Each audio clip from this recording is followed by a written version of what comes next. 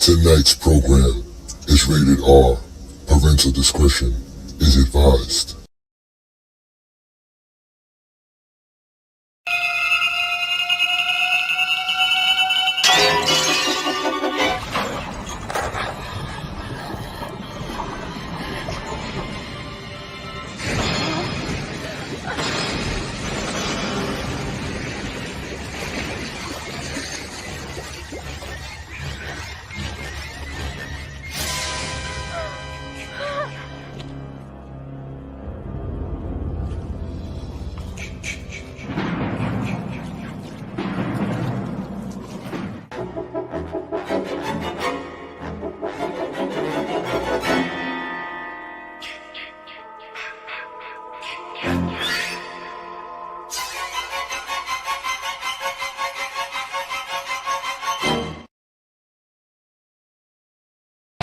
Three-point game. Dallas out of timeouts.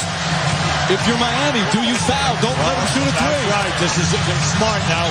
Are you going to foul? Terry puts it up. Won't go. Rebound Wade. The Miami Heat, they've done it. They win their first championship in franchise history.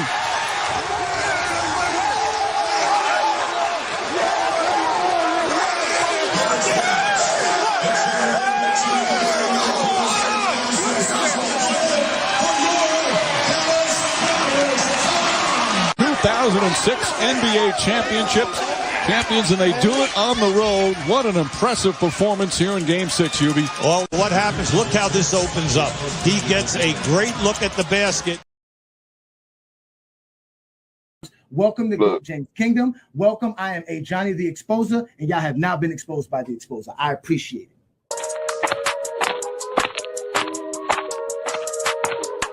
And enjoy. I am called Ajani the Exposer. You guys are being exposed today. Your opinion, I guess. Move on from it. It was the 90s. That's it, bro. Move on from that. You don't know history. You don't know basketball. You just told me I'm stupid. But look how stupid you look because you don't know I know all this basketball. You don't know history. You don't know jamming. You don't know schematics. You don't know coaching. You don't know scouting. You don't know drafting. You don't know nothing from that Michael Jordan's great because the media said do that. So told you to say that. I know how this recorded, and you are officially being exposed by the Exposer, and you're going to sit there like a man and take this just like Buddy did 2 weeks ago. Let's get ready to rumble. Hey, get your numbers out. I had to get my numbers out. Peace and blessings, y'all. Welcome to another Friday night exposure with the Exposer. You guys know what I do. I come live every Friday night right here on the GOAT James Kingdom channel. So y'all hit that like button, hit that subscribe button if you're not already a subscriber to the channel. Also check out the GOAT James Kingdom membership. Y'all know what it is. It's a special night. It's Friday night the 13th. Now, I'm not going to dress up as AJason, but we are in Camp Kingdom Lake. So thank you for joining me as we will have camp stories about your greatest or your most favorite NBA moments as an NBA fan. So as you can see, I just showed y'all one of my favorite moments as an NBA fan with my Miami Heat winning their first NBA championship in 2006. And that was a glorious moment for us down here in Miami. As we all know, the Heat was able to win their championship in a fantastic way with Dwayne Wade, Shaquille O'Neal, Pat Riley as the coach, a whole cast of great players. So that was one of the great moments for me. Also, if you got a chance to watch the trailer to the show, you guys were able to see Larry Johnson in the slam dunk contest, which I believe was in '92. And that's when I truly became an NBA fan as a child, where I fell in love with Larry Johnson in that slam dunk contest. And from there on out, I paid attention to the NBA. But ladies and gentlemen, thank you for joining me again. It is the Friday night exposure with the Exposer. We actually have a special guest, which I will be bringing up here shortly. And I want to have nothing but appreciation for this gentleman for taking his time out tonight to join me on a Friday night exposure. I'll bring him up shortly, and anybody else who wants to join me so that we can have a great conversation about basketball and why you love the game of basketball, because that's what we do here in GOAT James Kingdom. So again, hit that like button, hit that subscribe button. Don't be afraid to become a member of the channel. And again, ladies and gentlemen, I'm Ajani the Exposer. We are here for the Friday night exposure. So let's get right to it, ladies and gentlemen. You know who I am. You know what I like to do. I like to talk the game of basketball. And I have moments where I just Like it just hits me. Like I just remember. You know what I'm saying? Like I said, I remember the slam dunk contest with Larry Johnson. That was a big thing for me. I really was like, wow, this is what basketball is about. This is what it is. Back then, dunking was a big thing. So I loved the whole thing about dunking with Larry Johnson and all of that. I became a Charlotte Hornet fan as a kid because of that. And everybody know the starter jackets. The Hornets were a very hot team. They picked up Alonzo Mourning. They had Muggsy Bogues. They had Dale Curry. They even picked up David Wingate. We had Kendall Gill at one point. And then eventually the team started crumbling because the franchise never really could hold suit. So eventually, as I got older, being from Miami, I started going to Heat games as an adult and became a Heat fan about the early 2000s. So from here on out, I've always been a Heat fan, but those were the moments that struck me in the 90s. Obviously, watching the NBA Finals in the 90s was a big thing. NBA on NBC was a big thing. We always talked about that here on a Friday night exposure. But as an adult, where I was able to comprehend the game is the most important part. And one of the most important moments for me down here in Miami was when we got Shaquille O'Neal after he left the Lakers and we traded for him, and he came down here and gave us this big, parade about how we gonna win a championship and this, that, and the third. And Shaq came motivated, and Pat Riley had to come down, bring a bunch of players to help them win a championship, and that's how we got the 2006 championship, which is, again, I was at the parade. So I got a chance to see all of that. That is my moments, and that's what tonight's show is about. It's about you as an NBA fan and those moments that made you be proud of whatever team you root for, whatever player you root for, and why you sit here and watch the game night in and night out. So those are these moments that I'm talking about. So I see a couple of folks here in the comments. Let me give some shout outs to all the GOAT James Kingdom members. Shout out to U0 doing your thing. I see you, brother. Appreciate you. He said, PGJK, hit that like button, hit that subscribe button. That's right, hit become a member of the channel. Let's do that. Shout out to Martell from Miami Heat Zone channel. We are having that debate tomorrow. So supposedly we're gonna have that debate, GOAT James Kingdom platform versus Refuse to Lose Sports on the Miami Heat Zone channel. It will be multi-streaming on our channel as well. So catch us tomorrow 7 p.m. right here on the GOAT James Kingdom platform, as we will have that debate available for you guys. And shout out to you, Martell, again for setting up all these debates and doing your thing. You're a big time YouTuber. You coming up, baby. We trying to get 5,000 subscribers. We trying to get to 3,000. So let's do that, man. Shout out to you, man. Keep doing your thing. So shout out to you. All right. And again, ladies and gentlemen, it is the Friday night exposure with the Exposer. We're having a great Friday night. And I'm here to just have some fun, because now there are some games in the slate as well. I forget to tell y'all that before we get to some of these other moments that I want to bring up about my NBA fandom. We got actually right now we got Cleveland up against Washington. We have Philadelphia with Embiid is playing tonight, y'all. Embiid is playing tonight. Shout out to Embiid. They're down 100-94 to the Pacers. The Chicago Bulls are beating the Hornets. We got the Brooklyn Nets losing to the Memphis Grizzlies tonight. The Lakers are going up against the Timberwolves. They got no LeBron tonight. And, Austin Reeves is back on the floor, but they're down 50-44 at the half. And then there's some other games coming on tonight. We got the Nuggets and the Clippers. That should be a good matchup as well. You got Utah versus the Phoenix Suns tonight. And then the last game tonight would be the Blazers versus the Spurs. So if you're an NBA fan, you should definitely check out those games tonight. And also check out what we're doing right here on the GOAT James Kingdom platform, which is the Friday night exposure with the Exposer. So again, ladies and gentlemen, we want to see you guys share your moments. I'm going to put the link up very shortly, but let me give you some moments that I want y'all to see. There are some moments for me here, because we are the GOAT James Kingdom platform, and we always talk about how great LeBron James is. And there's some moments LeBron James has given me in my lifetime as a basketball fan. Beyond being a Miami Heat fan, being a basketball fan, there's some things in my life that I can sit back and say 20 years from now, when people are going to ask me about it, it's going to be something serious. And LeBron James, being the phenom that he was coming out of high school, we've never seen nothing like that in our lives. The only players we could probably equate this to is probably Wilt Chamberlain and Kareem Abdul-Jabbar. but most of us were never alive when that happened, nor were even old enough to even remember those guys when they were playing at that time. But LeBron James, we can remember, because in 2002, LeBron James was the best high school player in the world, and in some people's eyes, he was one of the best basketball players in the world. So let's go ahead and break this down. Let's bring up the LeBron James, high school LeBron James, because this was a moment, I remember this, having to watch this, that they put a high school game on national television. Among those who have seen him play, even among many of those who haven't, there appears to be no debate. LeBron James is the best high school player in the country, and he was even last year when he was a junior, and he likely, they say, will go #1 in the draft should he go straight to the NBA. He's got a chance to play on national television here tonight against the #1 team in the country, Oak Hill. The Warriors win or contend for national championships, it seems, year after year. So I turn first to my right. We bring in Dick Vitale, of course, synonymous with our college basketball coverage. Tell us a little bit about what you know about LeBron James. Well, I'll tell you one thing, Dan. When you talk about LeBron James, it's been a runaway freight train. The Express with hype. It has started 2 years ago. He was on the cover last year of Sports Illustrated, on the cover of ESPN magazine this week, and that is all created curiosity, curiosity, curiosity. Hey, he's one of those teenage phenoms that come along in their given sport and are so gifted, like a Venus Williams, a Serena Williams, a Tiger Woods, a Kobe Bryant, an Alex Rodriguez. And all I know is if he's half as good as all I've heard about him, he is going to be one special athlete. I can't wait to see him play in person. Y'all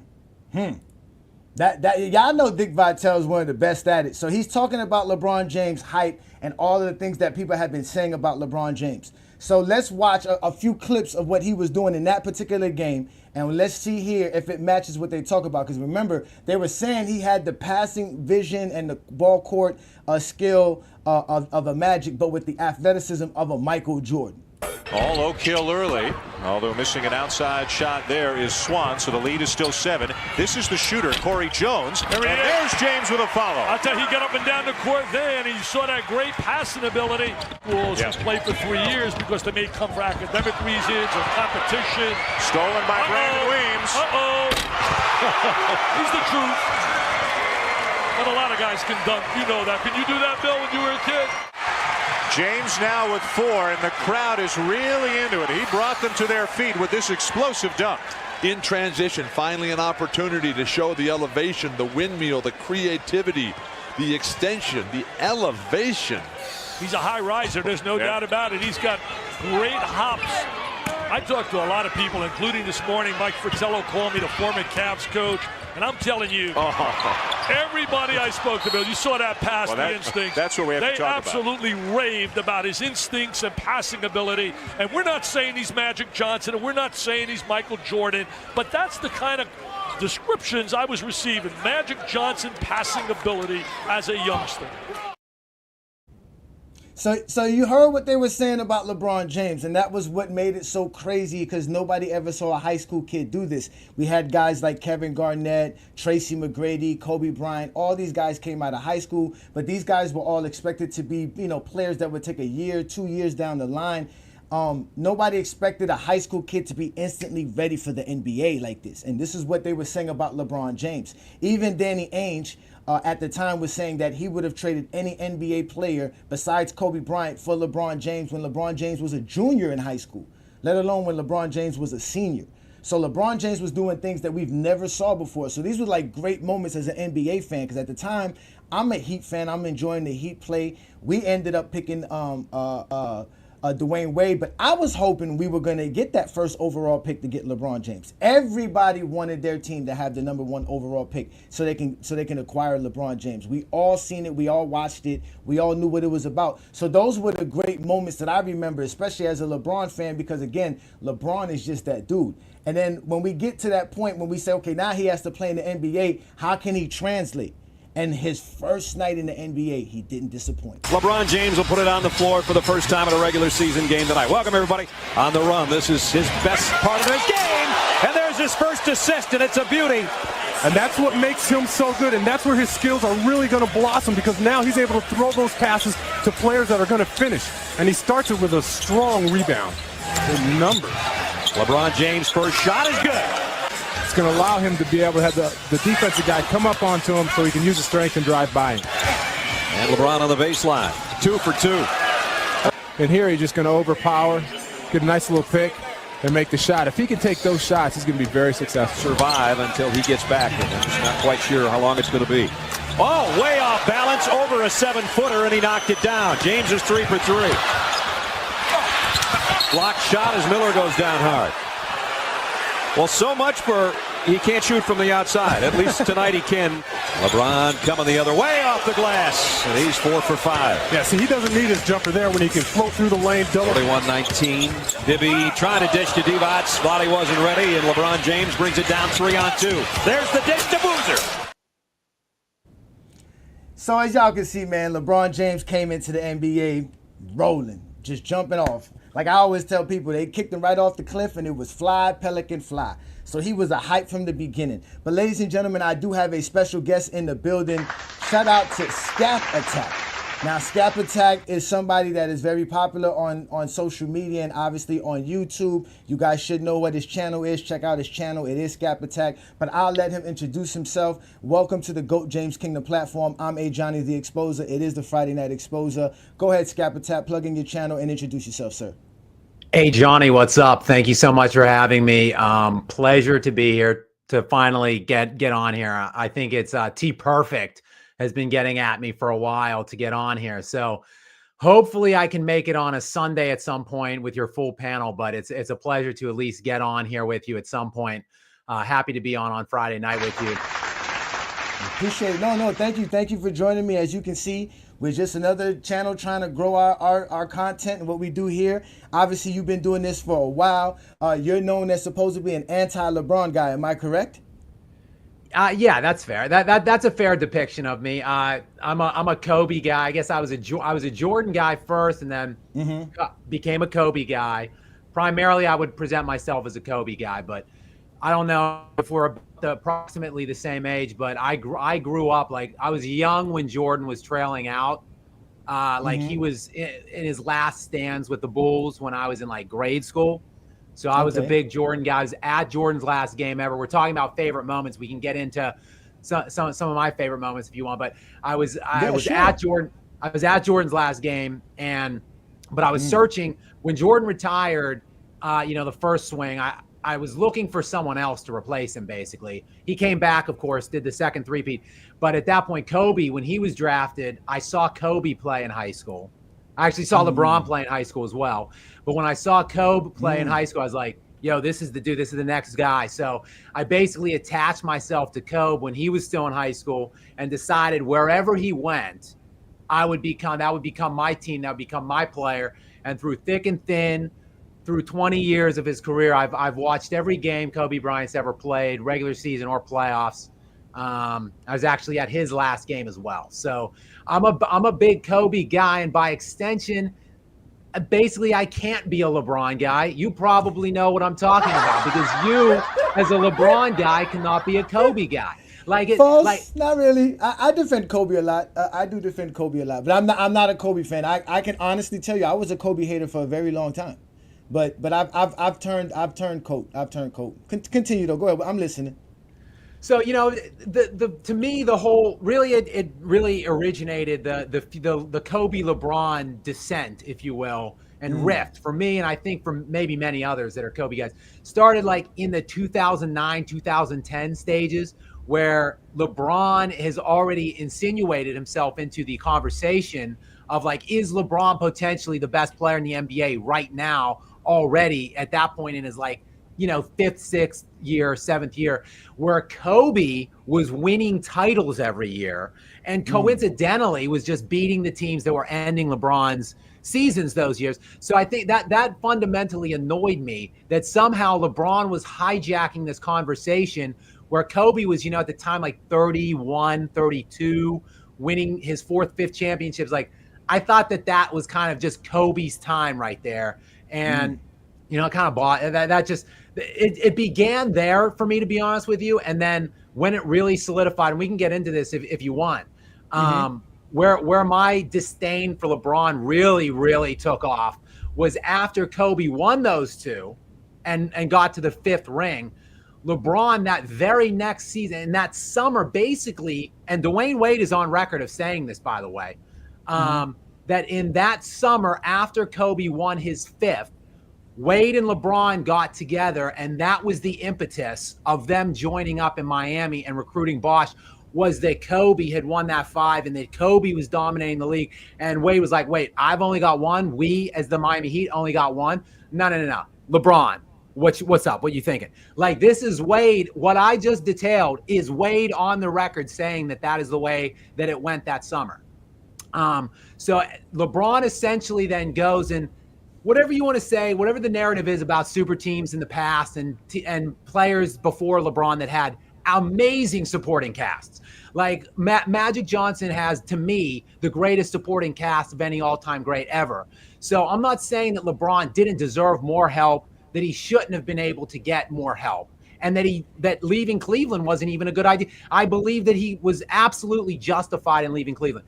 But the way that they put that together in Miami, the fact that Dwayne Wade is top 2 in the top 2, top 3, like at that point in the NBA, it's Kobe, LeBron, Wade, period. Whatever you want, whatever metric you want to look at, BPM, VORP, whatever, win shares, whatever. Like, Wade is in the mix at that point for a top 3 player in the NBA, and LeBron went there, and they got a 24-11 player in Chris Bosh to come in. So that's where it really began for me to just get. So yes, to answer your question, Johnny, in a long drawn out way. Yes, I'm characterized as a LeBron hater, as anti-LeBron, but I just wanted to give you the origin story of like where it began and why I have formulated those theories and ideologies surrounding LeBron. I heard everything you say, and I even heard the passion in where you delivered it. If I would have said those same things in the opposite manner, I would have been called all kind of emotional, can't talk the game of basketball, such and such. But we don't do that here in GOAT James Kingdom. As you can see, we let people speak. That is why Scap Attack is up here. He's here to give us his take. So I am listening very clearly. I understand that as a Kobe Bryant fan, so I'm glad that you clarified that, because again, there's a lot of rumors that you hear about people on the internet. I've seen a couple of your videos. I've seen you on Michael Jordan Fans Are the Worst page, having a few conversations. I think you was on there when Gilbert Arenas showed up as well, correct? That was my first day on there. Yeah. What a day to show up. What to put you right, like I said, fly, pelican fly, put you right on the spot. So I wanted you to come up here because, again, Travis, which is T Perfect, he has his segment on a Sunday afternoon where he does his chat bomb, where he finds somebody that says something outrageous and he basically calls you out. So you were one of those guys a few weeks ago that he called out for one of the stuff that you did in your videos. So again, I'm glad that you're here to clarify the things that you're saying. You're a Kobe guy. So you said that you are about my age. I was born 81. So are you born in that range? I'm a little bit younger than you, but not by much. Okay, not by much. Okay, so I got this. So this is my famous question for you. Are you a before crack baby or an after crack baby? So if you're a before crack baby, that's before 1985. After crack, that's after 1985. Which one are you, a before crack baby or an after crack baby? Before. Before. Okay, so all right. So you did get a chance to see a good portion of Jordan's career at least a memorable stage of your life. You were still a child like me, because I was, like I said, when Jordan won his first championship, I was 10 years old. Right? What do I know about basketball? None of us is going to sit here and let a 10-year-old come up here and explain to us what they watched in the game of basketball, right? So we didn't watch Jordan's career. I understand your Kobe love, because Kobe's actually the only way you can attach yourself to Michael Jordan, because you really never saw Michael Jordan, correct? Yeah, the way I talk about Jordan is such that I didn't even see the first three-peat. And okay. I started watching the NBA in 94. So like Hakeem, I love Hakeem. Hakeem was like kind of the first guy that I was introduced to at an NBA stage. So like when Jordan got back, I say I understand the resume. I can dissect the numbers. I can look into the analytics, whatever. I can accept that Jordan is probably the greatest player ever, but he's not the greatest player my personal eyes have ever seen, right? Because I didn't really necessarily see him, and I only saw the second three-peat. So if we're being honest, look, I have Jordan above Kobe in my overall ranking and hierarchy, but prime Kobe to me is better than the second three-peat Jordan in my estimation. So like by my own eye test, yes, Jordan is not the greatest player I've ever seen. I understand the totality of what he did, and that's why I have him in the spot that I do. All right. So I'm not going to throw too many questions your way because I want you to answer each one. But I want to start with this. Because I've always want to know this about Kobe Bryant fans. Why can't you put Kobe Bryant in front of Michael Jordan if you got Kobe Bryant ahead of everybody else? Because I'm quite sure you have Jordan first, Kobe second, correct? Yeah, I would say I teeter back and forth with Kareem, but yeah, I would say I would say Kobe. Okay, so with all that being said, for you to be able to place Kobe Bryant as the second greatest player of all time, you're not using anything analytically, nothing logical, nothing that we can determine tangibly. You're going based off of your quote-unquote eye test, your subjectivity. So if that's the case, why does it stop with Michael Jordan? Why can't Kobe Bryant be better than Michael Jordan? Since you made Kobe Bryant better than everybody else in NBA history, no matter what it is, they are better than Kobe Bryant at. I think the reason why I have Jordan and Kobe so high, and Hakeem as well, by the way, and Duncan. No, not high. I want to know why you can't put him over Jordan. So everybody has their own criteria for how they rank things and why they have players certain areas in their own hierarchy. I mean, there's really no right or wrong. It's really opinion and why and what is. Like, what do you hold by the eye of the beholder? Like, what do the individual person ranking value? So, like, I really like full court players. Like, I like dudes that played at high levels for substantial periods of time for their entire NBA life. Okay? So, look, Kareem, Duncan, Kobe are the only three players ever to make at least 10 All-NBA selections and 10 All-NBA defensive selections. So I rank all three of those players very highly. Hakeem and Jordan are MVPs and Defensive Player of the Years. So, like, I hold those guys very highly. Secondarily, cats that won difficult-ass championships, okay? I value those people. Kobe Bryant, to me, and Hakeem Olajuwon have the two singular greatest runs, extended runs. I'm not putting 1 year flukes. I'm not putting Dirk Nowitzki because he only won one. Kobe won back-to-back.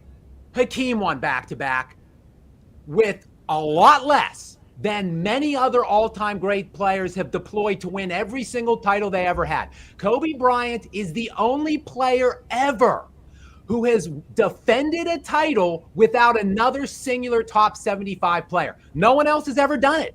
No one you can ever go ahead and think of every single player that has existed in pre and post modern era. No player in league history has won consecutive titles without another top 75 player. Kobe did that in a Western Conference where he's playing he's 50 win teams in the 8th seed, the 1-8 seed. In addition to that, he was again an elite, high-level performer on both ends of the ball for over a decade. Kobe led a decade in scoring points and scoring average, okay? Guess how many people have done that? Wilt and Kareem, that's it. So Wilt in the 60s, Kareem in the 70s, and Kobe Bryant. Those are the only three cats that have scored more than everyone else in a decade while averaging more points per game than everyone in a decade. And in that decade, KB made 9 All-NBA defensive teams. Come on, why do I put Kobe above everybody else? Because of all of these factors. Why can I not put him above Michael? Because ultimately Michael did it just a little bit better. He was just at a little bit higher of a level in my estimation. And ultimately, Jordan was able to do the repeat, which gets some big points in my book. KB fell shy of that goal. Obviously, he got obliterated by the Celtics in 07 before coming back in 08 and 09, and then he was eliminated by the Mavericks on his three-peat bid there. So I do think it's very close. I think it's a lot closer than many Jordanites and Jordan stands will have you believe. I think Kobe and Jordan is a legitimate discussion conversation, at least in my book. I mean, for everything that you just said, Kobe Bryant's better than Michael Jordan. Jordan don't got 10 all-defensive selections. Kobe Bryant got 12. He don't have 15 all-NBAs. Kobe Bryant got all of that. Kobe Bryant won, like you said, in a tougher era. Jordan won kind of Like you said, Jordan had a top 75 player on every championship. In fact, Michael Jordan never won a championship without 3 top 10 picks on his roster with him. So, I mean, at the end of the day, the way you just described Kobe Bryant, I just don't see why none of you Kobe Bryant fans have the gall to just say, hey, you know what? He's better than Mike. And any zesty Jeffrey want to test me, come bring it up. Because everything you just said right now also makes him better than Michael Jordan. I don't see how Michael Jordan can be better than Kobe Bryant with the way you just eloquently expressed how Kobe Bryant was a great basketball player. So let's move on, because we have a lot of people here in the comments, and they are definitely interested in all that you're saying. So shout out to you, Scap. So let's first start off. You saw, like I told you, my basketball moment, what made me a basketball fan was the Larry Johnson slam dunk contest. What was the moment that you saw and then you said, okay, this is the sport I want to watch, and I want to be a part of basketball and the NBA? I mean, like I said, I started watching with Hakeem. I love Hakeem the Dream. He's one of my all-time favorites as well. And I did watch Jordan a lot when he came back in 96, 97. But the moment, look, I was like in the 7th or 8th grade or something like that. Game 6, 1998 finals, the 45-point game, the layup to cut it within 1, the strip of Karl Malone at the other end, brings it back, dribbles down a little bit on Byron Russell, and hits that indelible game winner to win his 6th consecutive, with Pippen limping all over the court with that back problem, barely playing. Who knows what happens if that goes to a game 7? MJ icing that game with that jumper is my earliest, I would say it's the earliest memory where it still is just imprinted in my mind, that like I still think of fondly about it. And it's one of those like legendary moments that will never fade for me, honestly. No, that's definitely an iconic moment. I do remember that day as well. I remember that was the first time I said to myself, man, Michael Jordan really deserved all the fandom that he gets. At that time, I didn't understand it. I was like, y'all just love this man. I don't know what it is about this man that y'all like so much.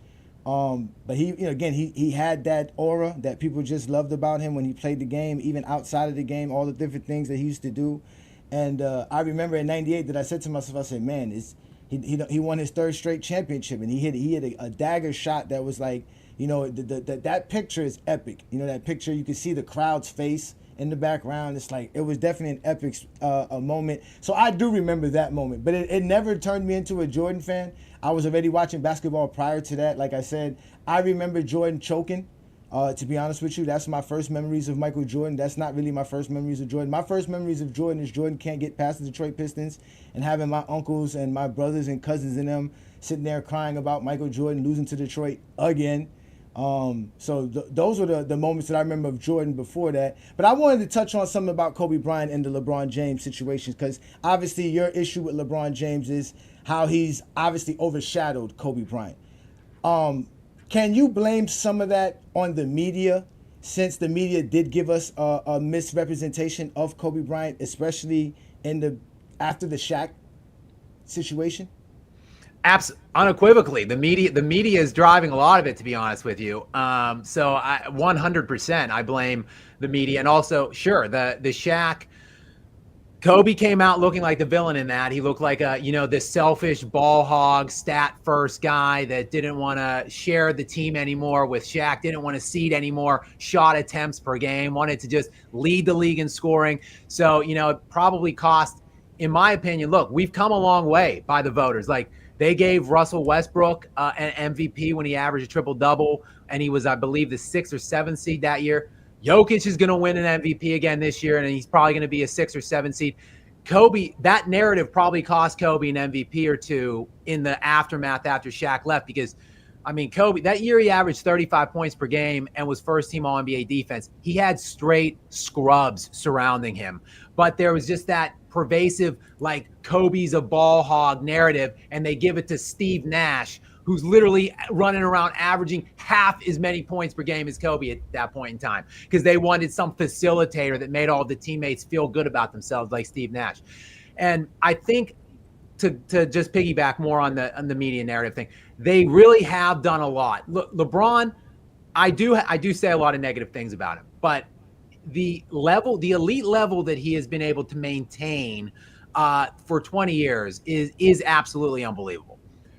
He deserves a lot of the accolades and stuff that the media, and a lot of the way that the media talks about him he is deserving. But they also have helped in the creation of, the second in the GOAT rankings and all of that stuff. So I think, yes, they somewhat detracted Kobe and they somewhat hoisted LeBron. So the media, for sure. I mean, think about those damn puppets. I was just talking to you about that 2008, 2009 time where it really nestled in on me.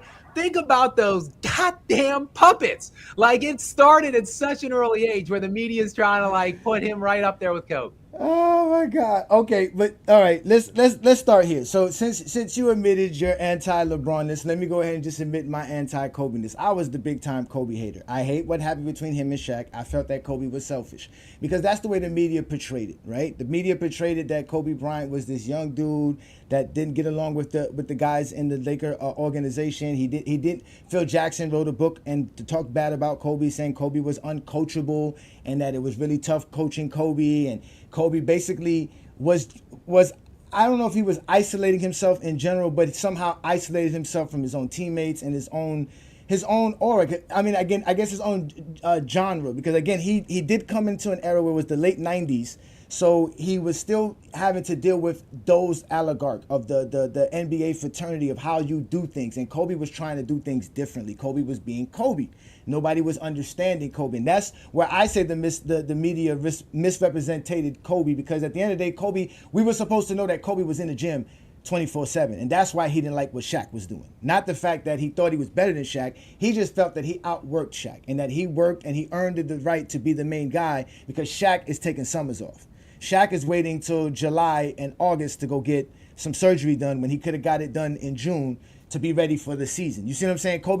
We didn't hear those things about Kobe. Now, him missing out on the MVPs, I heard a lot of Kobe Bryant fans say that. I don't know what year Kobe could have won an MVP besides the year he did win an MVP. The year that he won, he scored 35. I don't even think they make the playoffs. Did they make the playoffs that year? They were the 7th seed that year, yeah. They won 45 games, 7th seed. Okay. And how many points did he average the year that they didn't make the playoffs, which was the 05 season? 32. Okay, so the next season he averages 35. He had back-to-back scoring title seasons.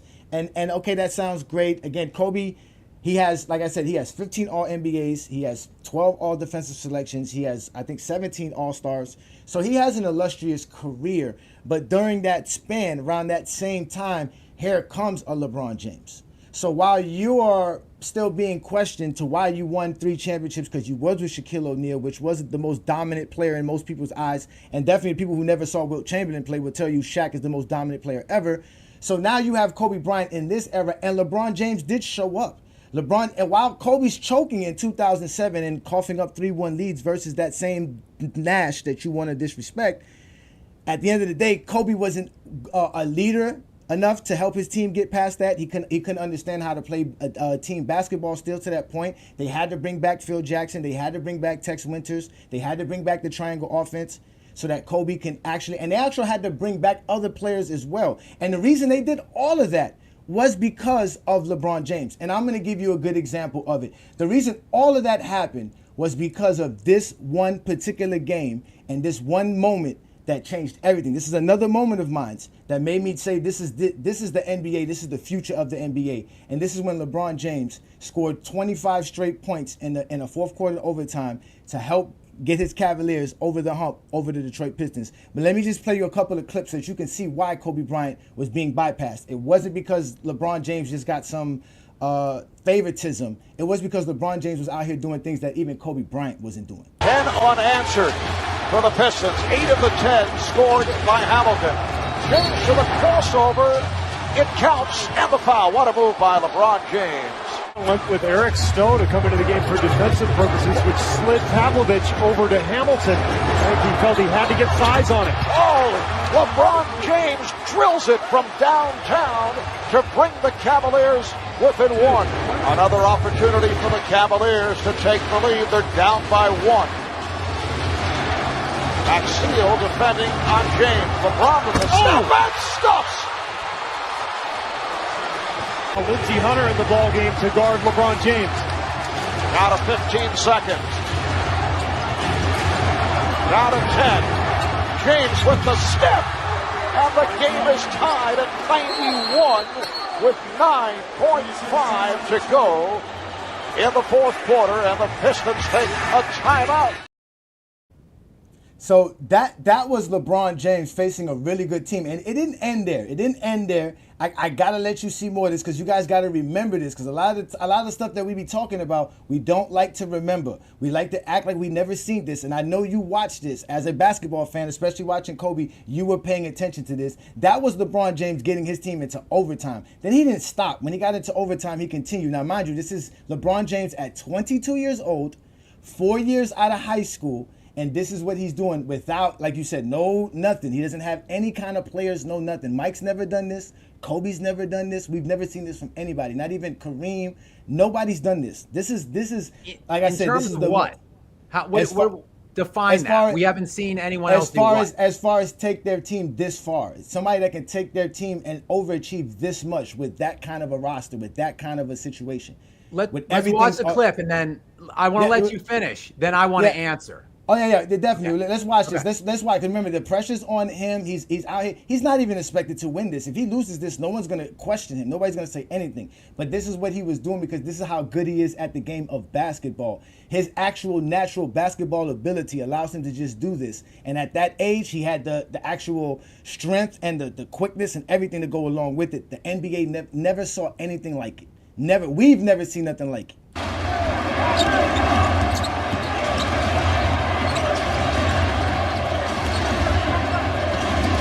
Here's James off the pass from Ilgauskas. They took him off the ball at that time, and a nice play to put Eric Snow at the top, and a little give and go that time. LeBron James with a beautiful cut. Well, Doug, you talked about taking LeBron off the ball because sometimes the defense focuses so much on him that when he has the ball, it's easier to contain him. You take him off the ball, run him back door, all of a sudden there's not nearly as much attention paid to him. Beautiful pass from Ilgauskas. I like that. I'd like to see Cleveland do more of that. Cleveland in possession, and they're up by 2. Here's the pick set by Varejao. Shot clock to 5. James has to fire and scores! Oh my! What a shot by LeBron James, off balance, shot clock running down. He had no angle, and he drilled it.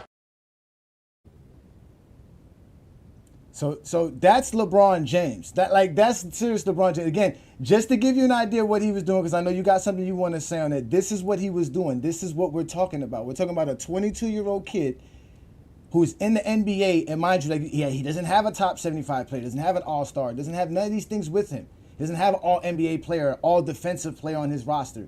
It's just this young man right here just playing the game like he knows, and just setting up his team and helping his team win no matter what the situation is. Could help his team win no matter what, whether he has to put up 39 points in this type of a moment. And again, people who've seen basketball a lot have saw this at the time and was saying this. Damn! But this has to be considered one of the great postseason performances of all time. LeBron James. Yeah, pretty much just LeBron. That's why he's the GOAT! The GOAT! So those are the things that was happening around that same time while Kobe was, like you said, trying his best to get another championship with the Lakers organization. But this is what we were seeing. This is what we were watching. This was the ascension of LeBron James. After 2007, nothing in the NBA ever was the same. So that was from the year 2007. Yes. In that NBA season, I would welcome you to play this back and fact check me, or anyone that's watching to fact check me. In that NBA season, the Cleveland Cavaliers had a top 4 ranked net defense. They were right on par with the Detroit Pistons, who you featured in that clip. In that year, Ben Wallace wasn't with the Pistons anymore. Ben Wallace was in Chicago. So that wasn't the same Detroit Pistons team that we had seen the previous years. That's first. Secondly, the Cleveland Cavaliers that year had about an identical net differential to the Detroit Pistons that same season. They won about the same number of games. These were both 52, 53 win teams. That also was LeBron's first winning team he played in the playoffs at that point in the 2007 season. He played 2 41-41 teams to get into the Eastern Conference Finals. It was the Nets, I believe, and the Wizards. So he didn't even play a winning team with a 50-win team of his own and a top 4 rated net defense, plays an equivalent team to him in Detroit. Literally same wins, same net defensive rating. I believe their leading scorer that year was Rip Hamilton at 19 points per game. Anyway, kudos to LeBron for getting into the NBA Finals. When he got there in 2007, what happened? Let me tell you. He got to the San Antonio Spurs, where his 4th rated net defense on the year held the Spurs to 89 points per game in the series. The Spurs scored 89 points per game in the NBA Finals in 2007. What did that guy that you just showed and said, we've never seen anything like it before? You just said that. We've never seen anything like this in 2007 before. How about this? 22 points on 35% shooting for a 4-game sweep where his defense was giving up 89 points per game. How about that? The next year, when that garbage can of a roster that Kobe was on in 2007 and 2006, which, by the way, had no players that at any stage in their careers made a singular all-star. I'm not saying that year, bro. I'm not saying Kobe didn't have any all-stars that year. He had Smush Parker and Kwame Brown in his starting lineup. This man was playing with non-NBA players. Of the 9 principal rotational players that got more than 12 minutes a game on that Laker team, not a single one made an all-star ever for their entire careers. When they got him Pau Gasol, the next trade deadline, who at the time, Gasol was in his 7th NBA year, he had made 1 career all-star appearance. No All-NBA team selections ever. No All-NBA defensive team selections ever. No playoff appearances ever. They got Kobe that 1 serviceable All-Star. And guess what happened the very next season? They went to the finals, and guess who they played in the Western Conference Finals? Oh my goodness, that same Spurs team that just abused and obliterated LeBron the year before, held him to 22 on 35 per game in a 4-game sweep. And what did Kobe do in that series? Oh, gee, how about 29 per game on 55%? And what did that savior Pau Gasol do in that series? How about 13 per game? And Kobe beat him 4-1 and went into the NBA Finals. We've never seen, get out of here with this narrative. We've never seen anything like that 2007 LeBron James. We've never seen it. So he failed the next 2 years. He gets washed out as the number 1 seed in the league MVP, and he has to slither his way to Miami to join a top 3 player in the NBA. If we've never seen it before, and he's that ungodly, why does he have to team up with a guy who's a top 3 player in the world to win his first championship in like his 9th year? I give the floor back to you, sir. As you try to just dismiss greatness, as I knew you would do, that's a typical of you Kobe Bryant fans, because you can't appreciate greatness. You sat here and talked about how Kobe Bryant didn't have this, didn't have that. You're right. That's why Kobe Bryant went on national television in the 2007 offseason begging to be traded, and stated that he couldn't win with the Lakers because they didn't give him enough to win. So that means Kobe Bryant is not eligible enough to take his team anywhere unless he has players on his roster. As I stated before, the Cavaliers had none of this that you just said that Kobe Bryant didn't have, but was in the NBA Finals. When Kobe Bryant went to the against Spurs 2 series, losing teams. Oh wait, I let you speak. I didn't cut you off. Sit there and listen to me. Pay attention to what I'm telling you. I heard everything you said, so listen to what I'm telling you. The next year, Kobe Bryant added a Derek Fisher. They added a Trevor Ariza. They added a Pau Gasol to that roster. The Lakers didn't just sit there and have nobody to go up against the San Antonio Spurs, which also wasn't the same San Antonio Spurs from 2007, because they did lose some players as well from that San Antonio 2007 championship team. Again, LeBron James in 2007 faced 4 Hall of Famers in the playoffs that season. When you win 50 games and you're the top 4 seed, you do play teams that win about 40 games or 41 games. That doesn't mean those teams are not good. If that's the case, why did LeBron James beat more teams that had better record than his team than Kobe Bryant did? You want to talk about all the stuff about Kobe Bryant and what Kobe Bryant had. Kobe Bryant never won an NBA championship without an all-NBA teammate. LeBron James has done that. Kobe Bryant has never won a championship like that. Kobe Bryant's had 6th Man of the Year teammate. LeBron James never had that. Kobe Bryant's had a teammate that actually won the league MVP. LeBron James never had that. So when you sit here, when you bring up what Kobe Bryant and LeBron was doing, especially after Shaq left and Kobe was choking and passing the ball up in crucial games so that his team could actually just be competitive, that was what Kobe Bryant was doing, calling the national media to say that the Lakers lied to him and that this is not what he signed up for because he couldn't get past the Phoenix Suns, a team that played no defense. So here we go when you bringing up stuff. Remember what you're talking about, because in 2008, Kobe Bryant faced a different Spurs team. He didn't face the same team that LeBron faced. And in fact, LeBron James faced a team that had a different schematic plan because, again, the Cavaliers had nothing to go with. It was LeBron James or lose.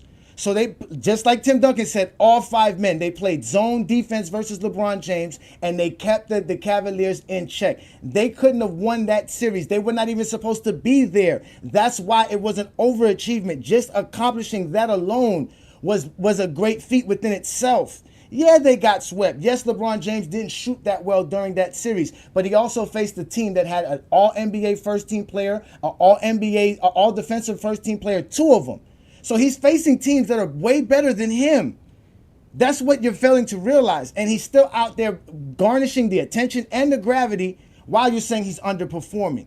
But he still was able to do that. And that's why I told you the NBA changed. Because after 2007, Kobe Bryant saw the writing on the wall. He called up the media and said, I need to be traded and go somewhere to win championships because LeBron James is out here tearing up the NBA. The Boston Celtics was doing the same things. Danny Ainge said, let me get Kevin Garnett, let me get Ray Allen. All these other teams, Jason Kidd ended up going to the Dallas Mavericks that same offseason or that same next season, and he ended up helping them win a championship a few years down the line. There were so many teams making moves in the 07 and the 07-08 season to help them actually catapult themselves above the Cavs based off of one playoff performance of LeBron Ramon James. That's how great LeBron was actually playing at that time. He was top 3 for MVP votes. You've never seen a 22-year-old do that. That's what I'm talking about. You've never seen a guy in his 4th NBA season do that. You're talking about Kobe in his 10th NBA season compared to LeBron in his 4th NBA season. Derrick Rose won an MVP at 22, just saying. Again, you've never seen nobody do the things that LeBron James has been doing. Derrick Rose winning an MVP. How old was Derrick Rose when he won his MVP?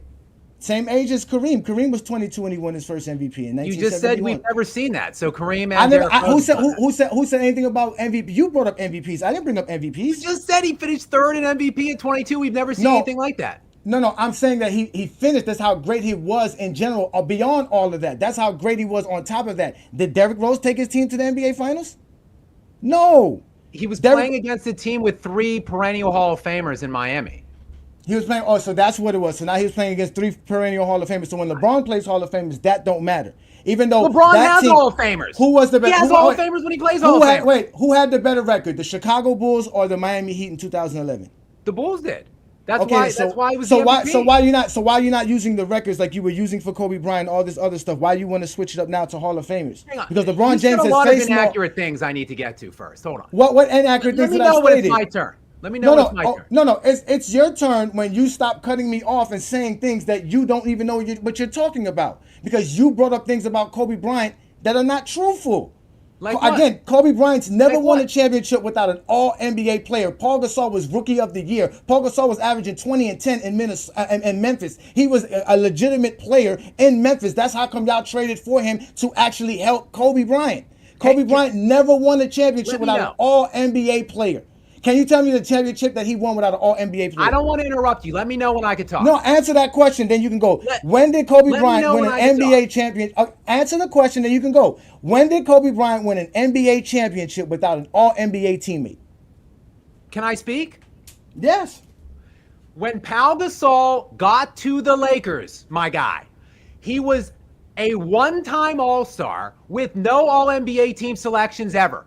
When Chris Bosh, Chris Bosh was at the same stage of his career when he joined up with LeBron in Miami. They were both 7th-year players. Chris Bosh went to 6 All-Star games in his first 7 years. He was 3rd-team All-NBA. That became the 3rd option on the Miami Heat. So basically, LeBron's 3rd option to win titles was Kobe's second option. That's what we're talking about.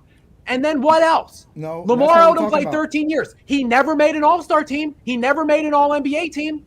Derek Fisher, you brought his name up, 20 years. You want to know what his only accolade is in 20 years? Derek Fisher. Sorry. Derek Fisher's only accolade in 20 years. Please get on your computer, your phone, check it. He finished 6th man of the year, 8th. He was 8th in 6th man of the year one year. That is the only accolade Derek Fisher ever had. These are the names you're bringing up to me. Trevor Ariza, how many All-Stars he have? How many All-NBA teams does he have? LeBron James had 2 perennial All-Stars who also both make All-NBA teams in all of his rings except for the LA ring. False. That's false. Chris Bosh never made an All-NBA team. He did. I just said he did in his first 7 years. No, he didn't. Chris Bosh made one All-NBA team. He's never made an All-NBA team after. That's it. He's never made an All-NBA team. All-NBA. No, that's more than Trevor Ariza. Was he on LeBron's team when he did that? No, he never did that while he was on LeBron's team. That's what you're bringing up, stuff that guys did while they were not playing with LeBron. I'm bringing up stuff while guys did while they were there with Kobe Bryant. You're bringing up Lamar Odom. Lamar Odom averaged a double-double. The Kobe Bryant had 2 players average a double-double for him. When has LeBron James had All-Stars, All-NBAs, and All-NBA defenses? Tell me how many Lamar Odom's made in his entire career. Kobe Bryant has had more teammates. Kobe Bryant has had more teammates who make All-NBA selections and All-Defensive selections than LeBron James has had for his career. That's facts. Okay. LeBron has won 4 rings with a complement of the same or False. more help. LeBron James has won an NBA championship without an All-NBA player, without an All-Defensive player, and without an All-Star. In fact, LeBron James has made 5 finals without an All-NBA player and without an All-Defensive player on his roster. He's done that before. Can you tell me this? And without an All-Star on top of that. Which year was it that he won a championship without an All-Star? Which year? Which one? 2016. I know which one. And you want to know why? Because Kyrie missed 30 games that year and wasn't eligible to be an All-Star. You're just talking technicalities. He was a perennial All-Star at that time. Do you do the same thing? Wait, technicality because he was hurt 30 games. He clearly was All-Star caliber. Scott, do you do the same thing for Scottie Pippen when you mentioned Scottie Pippen not being there in '98? Do you do the same thing? Pippen was an All-Star. I credit that. No, he was not. In '98, Scottie Pippen was not an All-Star because he missed 38 games. So are you going to say the same? Yes, he's an All-Star caliber player. So he's an All-Star. Okay, so that at the end of the day, Michael Jordan has never won a championship without an All-Star. Yes. Kobe Bryant's never won a championship without an All-NBA player. That's what we're talking about. All-NBA player. You want to give Kyrie Irving All-Star caliber players. He was. So why can't Paul Gasol? The year before, the year after he was. Would have been that year if he didn't miss 30 games. Why can't Paul Gasol be an All-Star player? Since he was Rookie of the Year and he was an All-Star player as well. He was. Okay, so why are you mentioning so again? Kobe Bryant had help and had more help than LeBron to win a championship. Because he did it with one and only one. Jordan did it with one and only one. LeBron needed 2 to win 3 of his rings. Kobe didn't do it with more than just 1 and 1. Kobe didn't do it with just 1 and 1. That's what I'm saying. LeBron beat the same teams that LeBron beat the same teams that Kobe beat when he had the 1 and 1 as well. When he had Dwayne Wade, he beat Boston. That's the point. When he had his All-NBA player. Bosh is not an All-NBA player. I'm saying All-Star caliber players. All-Star caliber players. LeBron James faced more All-Stars than... Has Kobe Bryant ever faced 4 All-Stars? No. LeBron James has. Kobe Bryant... Matter of fact, Kobe Bryant's been on a team. Kobe Bryant's been on a team with 4 All-Stars and couldn't make the finals. He was on a team that had 3 other All-Stars and couldn't make the finals. What are you talking about? What year? What? You don't know what year Kobe Bryant played with 3 other All-Stars? Yeah, what year? 1998. What are you talking about? You don't know this? Oh, so he's not supposed to. Oh, so that doesn't matter, right? Being an All-Star doesn't matter then. He wasn't even a starter. He was, but he was an All-Star. So does being an All-Star matter or not, sir? That you brought up All-Star. I brought up All-NBA. You keep bringing up All-Stars when LeBron James has faced teams with 4 All-Stars on it, more than anybody else. LeBron James has faced teams with 3 All-NBA players. Jordan and Kobe's never faced that. Kobe, hold on. This is one thing that is an undeniable fact, which I heard you say that was incorrect before. No player, this isn't just specific to LeBron and Kobe discussions, by the way. This includes Michael Jordan. It includes whoever else you want to throw into it. No player ever in league history played more 50-win teams in the playoffs than Kobe Bryant, and no team ever in basketball history has beaten more 50-win opponents in playoff history than Kobe Bryant. And guess what, Ajani? It ain't close, brah. It's not close. Oh, I know it's not. Kobe I know far you're right. up. Okay, you're right. And guess what? Since you want to use 50-win teams to state that they're better than other teams, because if you didn't win 50 games, obviously you're not as good. Why did LeBron James beat more teams with a better record than his team than Kobe Bryant did? Because all those 50-win teams you're talking about Kobe beat, Kobe had a better record than. LeBron James were beating teams that had better record than him. So why did Kobe Bryant not beat enough higher seeds like LeBron did? LeBron James beat more higher seeds than anybody in NBA history. I think the better question is, how the hell did LeBron let Derrick Rose get the better record than him when he had Chris Bosh and Dwayne Wade in Miami? How did because that happen? Because he didn't have a complete roster. They didn't have a complete roster. They had a roster full of minimums. He had the third best player in the world with the 20 and 10 perennial All-Star. That's not enough. That's still not enough. They had better roster. The Chicago Bulls had a better roster. The Boston Celtics had a better roster. The Los Angeles Lakers of 2011 had a better roster than the Miami Heat. Not even close. Yes, they did. You had the sixth man of the year. You had Kobe Bryant. You had an All-NBA player in Paul Gasol. You had Andrew Bynum getting double-doubles. You had a team. Kobe Bryant choked against a team just like LeBron did, if we want to go there. You're saying that he choked against Dallas. He got swept. Can you tell me what his supporting cast did against Dallas off the top of your head? I'm not going off supporting cast. None of that. I'm not Can going you off tell me off the supporting top cast. of your head? What No, did Pau because Gasol you didn't tell me what LeBron's supporting cast did in 2007. So don't ask for Kobe's supporting cast. What they did I'm in asking you what Kobe Bryant did. I'll tell you what they did in 2011 against Dallas. They did nothing. Dwayne Wade averaged 32 points per game on 50% shooting. Dwayne Wade averaged 26 points per game, sir, under 50% shooting. Stop it, sir. He averaged 26 points per game in that final series. Stop it, sir. You got to know your facts before you come on GOAT James Kingdom. That's not what he averaged. And at the end of the day, Kobe Bryant had the better roster and the better team and was the back-to-back champions and got swept. But it was on 55%. It was over 50. What was the percentage again? It was over 50. Dwayne Wade. Are you looking that up right now? 50, and he outscored Dirk Nowitzki. And Chris Bosh averaged 17 and 9 in that series. And that's enough to win. That's enough to win an NBA championship. Hold on. In the series that you just said Kobe choked in against Dallas, Pau Gasol, that All-NBA guy, averaged 12 points per game on 40% shooting. So that was Kobe's second best player, was averaging 12 per game on 40%, whereas LeBron, who had won 2 league MVPs in the previous 2 seasons, had a guy averaging 26, leading that series in scoring at over 50%, and you're going to equate those two performances. Do you see? Yes, because because you're giving Kobe excuses. You're blaming his teammates for him not succeeding. He was the back-to-back champion. He was the guy that you're telling me should have been propelled over LeBron James because of what he was doing around that same time, which was winning his 5 NBA championships to the point he has to call Dwayne Wade to team up with Dwayne Wade because of Kobe Bryant's brilliance and greatness. And now you're asking me to ask about Paul Gasol when Kobe Bryant is the reason why the Lakers win. Yes or no? Well, yes. Okay, then. So don't bring up Paul Gasol, because when I tell you it's because of Paul Gasol, you're going to argue with me. So that is what you're clearly proving my point, that Paul Gasol is the reason why the Lakers started winning, not Kobe Bryant. And you prove my point, because as soon as Paul Gasol doesn't show up in the series, the Lakers get swept. While LeBron didn't get swept.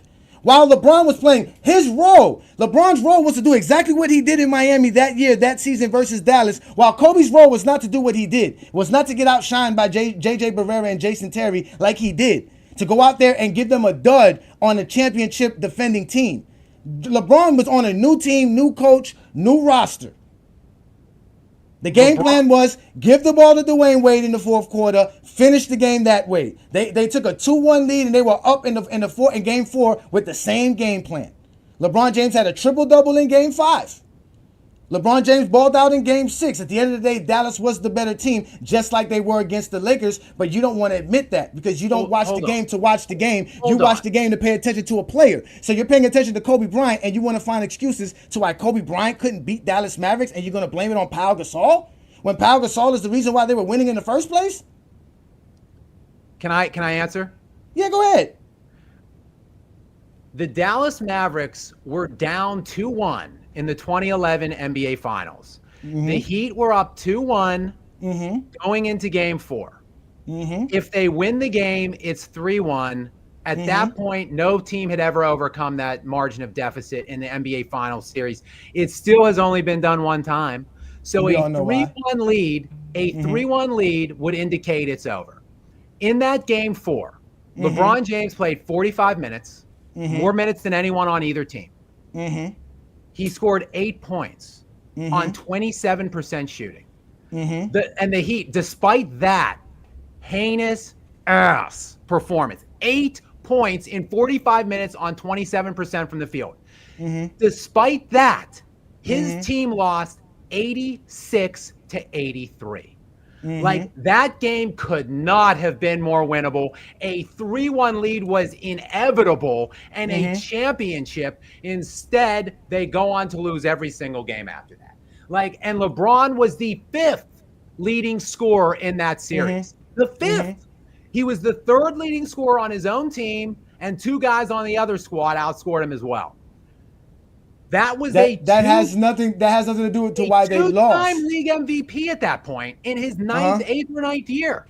Okay, that had nothing to do with why they lost. Because again, they were up double digits in the fourth quarter with LeBron James playing the same exact way that you're talking about. Because the game plan was never for LeBron James to close out the series or close out the games. It was set up for Dwayne Wade. So when Dwayne Wade couldn't close out in Game 4, like he didn't close out in Game 2, which they would have actually swept Dallas if those 2 games did not get blown by the Miami Heat. But at the end of the day, the Dallas Mavericks figured out what they can do against the Miami Heat because they saw the limitations of the Heat, and the Heat played right into it because they didn't let LeBron James attack. They told LeBron James, be a ball facilitator, create our offense. Dwayne Wade will be the scorer for this series, which is something that they did throughout the season. Dwayne Wade led them in scoring the series against Boston, that same playoffs. That, like you said, if he's the 3rd best player, why not let him do what he does best? We've seen Dwayne Wade do great things. As you can see, I showed you him help us win a championship. So at the end of the day, LeBron James didn't lose that championship. It wasn't LeBron James' fault that the Heat lost by 3. To blame him for that while you're not sitting here blaming Kobe Bryant for not doing his 35 points per game or his 30 points per game to help his team at least not get swept and at least defend the title and show up versus the Big 3 Heat, because again, they were favored. They were supposed to be in the finals. They were supposed to win the NBA championship, and Kobe Bryant couldn't get the job done. The Heat were favored that year. No, they were not. The odds-on favorites. The Heat were not favored. The Heat were not. I can show it to you right now. Before the playoffs started, Yahoo Sports, regular Bleacher Report, season, ESPN, even when the season started, preseason standings, even when the preseason standing, the Miami Heat were not even headed to win the actual conference. They had Boston ahead of them. Odds-on favorite to win. No, there was not. They were not. I've done my research. I can show you it before. I've done my research. Before the season started, the Miami Heat were not considered. Not in 2011. Not in 2011. No, they were not. Yeah. And you can say the Lakers were second. The Kobe Lakers were the favorites in 2011 to win the championship. No. Boston was the favorites to win the East. No. Yes. The Heat were favored. The Lakers were second. Never that. 2011. Never that. Yes. No, never that. Never that. Where do you get that information from? Favorite where? From Vegas? Where do you get this information from? You guys like to say stuff, but you never have proof for anything that you guys say. Where is your proof? Where is your proof for this? Look it up and show me that the Miami Heat were the favorites to start off the season over Boston and the Los Angeles Lakers. Because my research shows otherwise. Because the odds and the favors are always something that Kobe Bryant fans want to bring up. Because I know for a fact, for those playoffs, Kobe Bryant and the Lakers, Yahoo Sports and everybody else had the Lakers as the favorites to make the NBA Finals. This is via the 2010-2011 NBA preseason odds on Basketball Reference. Okay, go to it. What does it say? The Miami Heat plus 175, Los Angeles Lakers plus 250. Those are the top 2 odds. Miami, the best odds. Okay, so let's go to Bleacher Report here, right? I'm going to go to Basketball Reference because I'm glad that you brought that up. So let's bring up those odds. So Miami was number 1. You're saying not on Bleacher Report, on Basketball Reference, correct? That's your research, correct? And nobody else is close, by the way. Lakers 250, Miami 175, Boston plus 1,000 in third. So far below those two teams. Okay, let's go to the actual ESPN and the Bleacher Report odds before the playoffs started, because that's what I have available to me right now. So I'll accept your answer as the Miami Heat had it before the season started, because while the season was going, the Miami Heat was actually losing towards the teams like Boston and Chicago. Yes, they were struggling. But preseason expectations were that they would win. Okay, here it is here. Bleacher Report here says NBA Finals has the Miami Heat and the Lakers playing in the finals, and they have the Los Angeles Lakers winning the NBA Finals. This is prior to the NBA Finals. Let me remove my banner so that we can see this a little bit clearer. Okay, so they got the Lakers winning there. Then here, later on in the playoffs, they have the Lakers still making the finals, but now they had the Miami Heat winning. Then if we go to actual ESPN, same time, they have the Lakers and Chicago making the NBA Finals with the Los Angeles Lakers. They actually got they actually got Chicago winning this one. And then here we have also Sports Nation here said the Lakers are favorites to beat the Mavericks in the playoffs. As you can see, May 2nd, 2011. So by the time we got to the playoffs, the LeBron James Heat were not even supposed to make the NBA Finals. And they did make the NBA Finals because Chicago was better than them, and they were 1-7 versus Chicago and Boston, and under 500 versus every team that had a winning record that season. So the Miami Heat that season overachieved by making the NBA Finals, and although they didn't beat the Dallas Mavericks, they didn't get swept. And the next season, they ended up winning the NBA championship because they solidified the roster. They got better with a better roster. Mike Miller had played half the season in 2011. He didn't even play almost the whole season. He wasn't even in the rotation throughout the playoffs. They were playing guys like Carlos Arroyo and Mike Bibby and Joel Anthony in the playoffs. This is not a roster that you can say is a championship team. You're talking about Derek Fisher, Kobe Bryant, Trevor Ariza, or Lamar Odom coming off the bench, Paul Gasol, Andrew Bynum. This is a solid team with a solid coach. Back-to-back NBA championships. I don't want to interrupt you. No, go ahead, let me know when you're finished. No, I'm done. Okay, I don't want to interrupt you. Guys that never made a single All-Star team ever, guys that never made a single All-NBA team ever, like these are the guys that is a super team for Kobe. Yet literally in 2009, the year prior to them teaming up in Miami, Dwayne Wade was first team All-NBA, an All-Star, and finished 5th in MVP voting. If you go back the year before that, he was first team All-NBA, finished 3rd in MVP voting. If you go 2 years before that, he won Finals MVP and was a champion. You literally took the 3rd best player in the NBA at the time, gave him that to the 2nd best player, and paired it up with a guy that had made 6 consecutive All-Stars in Chris Bosh and was a walking 20-10, and yet that somehow was an overachievement to get to the finals with that team. But they needed more, obviously, the next year. So then they got Ray Allen, who's No, they didn't get Ray Allen the next year. They didn't get Ray Allen the next year. They didn't get Ray Allen the next year. They didn't get Ray Allen the next year. Again, adding just three guys to a team is not enough to win when you got the Boston Celtics, when you got the Los Angeles Lakers, when you got the Chicago Bulls, when you got teams in the NBA, when you got the Dallas Mavericks, who have always been consistently updating their rosters. You guys are not giving them credit. What was on Dallas's team? They had All-Star in Shawn Marion. They had an All-Star in Jason Kidd. They had a defensive player of the year in Tyson Chandler. They had Caron Butler on the team. They had Peja Stojakovic on the team. They even added Jerry Stackhouse to their team. All of these teams are adding teams, but LeBron James is supposed to stay in Cleveland and not play with Dwayne Wade because you think that that's somehow cheating because Dwayne Wade had 2 good seasons without LeBron James. Dwayne Wade made the All-NBA team 3 times while he played with LeBron James. That's it. LeBron James just this year got his 6th season with an All-NBA teammate. It took him 21 seasons to have 6 All-NBA teammates. Kobe had that his first 7 years in the NBA.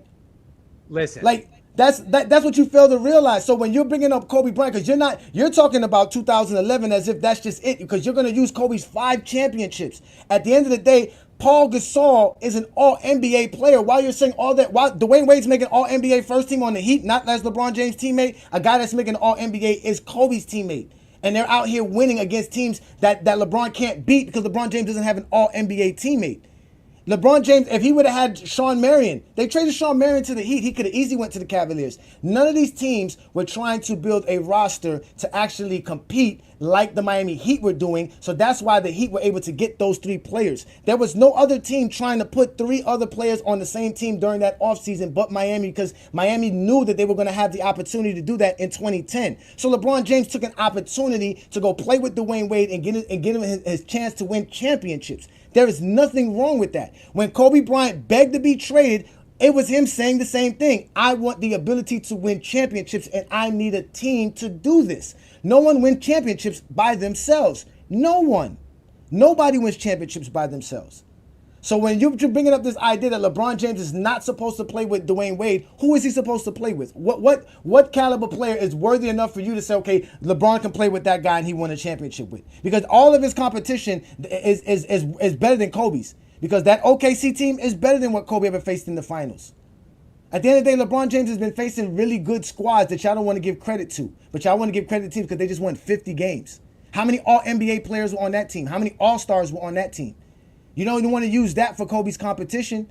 LeBron James is facing All-Stars, All-NBA, All-Defensive players, scoring title winners, steal titles winners, rebound winners, Defensive Players of the Years. These are the people that he's facing year in and year out without help. He had less help. He has less seasons. Out of the 22 seasons, he hasn't had the type of seasons Kobe Bryant has had. Kobe Bryant had damn near 9 NBA seasons, 10 NBA seasons with all NBA help. LeBron's never had that. Is it my turn? Yeah, it's your turn. Okay, I don't want to interrupt you. I don't want to talk over I know you. I don't want to. You've been doing a good job. I know. No, you good. No, we good. We good. Shout out to everybody in the comments. Y'all hit that like button. Hit that subscribe button. Y'all see what we doing here. It's Scap Attack versus Ajani the Exposer. The Friday Night Exposures here. And I got some more LeBron clips to keep showing you why he was better than Kobe back then. But we'll just let you speak. So let go ahead and respond to what I was just saying. Go ahead, Scap This Attack. is my problem with what LeBron with what LeBron has done. I will concede this 100%. The best player Kobe ever had is better than the best player LeBron ever had. There's no doubt about that. Shaq is the best player that either one have ever played with. Period. Kobe has always only had one. I don't care about what they did that year. Kevin Love and Kyrie Irving, at the time that he was playing with them in Cleveland, were basically perennial all-stars. He had two. Chris Bosh and Dwayne Wade, when LeBron was winning in Miami, were both perennial all-stars. He had 2. Kobe won with just Pau Gasol and just Shaq. He always only had 1. LeBron did win 1 with just 1 in Anthony Davis. But guess what? That 1 year by AD, look, you're going to laugh and mock and say, Shaq and AD, how can you even possibly compare that? The year of 2019-2020, when LeBron James and Anthony Davis won in the bubble together, Anthony Davis was first team All-NBA, first team All-NBA defense. He finished second in Defensive Player of the Year voting that year, and he was 6th in league MVP voting that year. So that was the one and only time that LeBron has won a championship without 2 perennial all-star caliber players, was with a top 5. And you can't say he wasn't. Anthony Davis was a top 5 player in 2019-2020. It's undeniable. First team All-NBA, first team All-NBA defense, second in All-NBA defensive award winner that year, 6th in MVP. He's a top 5 player. So the one and only time. So basically, that would be my criticisms head to head on the supporting cast that Kobe had, the supporting cast that LeBron had. Now, look, we don't have to make this all about Kobe versus LeBron. You've raised a lot of things in the Kobe versus LeBron section of our conversation. That, guess what? Michael Jordan checks those boxes against LeBron. Michael Jordan has played series for series, not as many because LeBron's played much longer, but per series, Michael Jordan played more All-NBA opponents than LeBron James. And guess what? He only had 1 too. He only had 1 All-Star as well at that point. So I don't know what we're talking about here. You're muted. You remember when you brought up all NBA first team, all defensive first teams? Michael Jordan has had that help more than anybody in NBA history. No one's had that help more than Michael Jordan and Shaq. because Kobe Bryant made 6 all-defensive teams and 6 all-NBA teams while he was a teammate with Shaq. No, he made 5, and Shaq had Dwayne Wade do it 1 year. But Jordan had 6 seasons of his career where he had an all-NBA, all-defensive teammate on his roster. LeBron James had that the first time in his 17th season with Anthony Davis, and recently had it again last year with Anthony Davis. So he's only had that happen twice in his career. So Jordan definitely doesn't have that. And again, this idea that Jordan per average, it's not how that works. You can't separate all NBA players to a team that didn't have an all NBA player. Jordan didn't face more all NBA players than LeBron James. He didn't face more all defensive players than LeBron James. Played twice as long. It doesn't even matter. LeBron James, because LeBron, even in the same span that they played in, LeBron James played in more playoff series. So you're gonna say because he played in more playoff series as well? Again, LeBron James does more than Jordan. Jordan always has less. It's always less games. It's always less time. It's always less stats. It's always less this, less that. Jordan does everything less. He had more help because he had even less competition. Jordan's never faced a team with 3 all-NBA players on the roster. In fact, there's only been 5 teams in NBA history since the merger that had 2 all-NBA players and 3 all-defensive players on the roster. LeBron James has faced a team like that. Jordan's never faced a team like that, while Jordan has had 2 teams like that. I just want to say, you said it's always less with Jordan, except for it's more MVPs, it's more points per game, it's more defensive first team selections, it's more it's more defensive player of the year selections, it's more NBA championships, it's more NBA Finals MVPs. So yeah, other than all of those things, those pesky little things. Oh wait, hold on, Ajani, wait, hold on. It's also a higher BPM. It's also a higher PER. It's also like a higher win share per 48. Like literally any way you want to carve it. It's not less with Michael Jordan. It's more in less time. It is less. Jordan did more, much more than LeBron in far less time than LeBron. Wrong. At the end of the day, LeBron James, like I said, Jordan got less All-Stars, got less All-NBAs, got less winning seasons, got less conference titles, got less points, less rebounds, less assists, less blocks, less playoff points. Less playoff points. Jordan less games, less seasons, less retirements, less quitting. But he's all of this. More, less help. Less help. Scoring 10 times, and he's first team NBA defense 9 times. My man led the NBA in scoring all time. He has the all-time scoring record. No one scored more points in the NBA history than LeBron James. Jordan outscored players for 10 NBA seasons. LeBron James outscored players for over 70 NBA seasons. That is the greatest record in NBA. There's nothing greater than that. Jordan doesn't have the most championships. So that means if you're going to use that, he can't be better than the guy that has more championships than him. Because there's guys that have more championships than him and more MVPs than him, more All-NBAs than him, more All-Defensive selections than him. At the end of the day, LeBron James has a plethora of things that Jordan does not have. And he has actual records that belong to him that Jordan don't have. Jordan has 3 records that we know of. That's the most scoring titles, most finals MVPs, and the scoring career average. That's really, and with that, he's tied with Wilt Chamberlain. He doesn't even own that by himself. So Jordan doesn't have no true records of any kind, of anything. LeBron James has the most All-NBA first teams, the most All-NBAs, the most All-Stars, the most All-Star appearances, the most All-Star points, the most playoff points, the most playoff steals, the most playoff defensive rebounds. These are all records LeBron James has. The most seasons averaging over 25 points per game. The next guy is nowhere near him when we're talking about stuff like this. The youngest to every milestone scoring in NBA history, that's LeBron James. The only player to get 3 Finals MVP on 3 separate teams. Yeah. One of 2 players to have 4 MVPs by the age of 25. Yeah, I guess, you know what? I think this is just a difference in looking at things. I think, like, I personally have Barry Sanders above Frank Gore, even though Frank Gore has more rushing yards than Barry Sanders.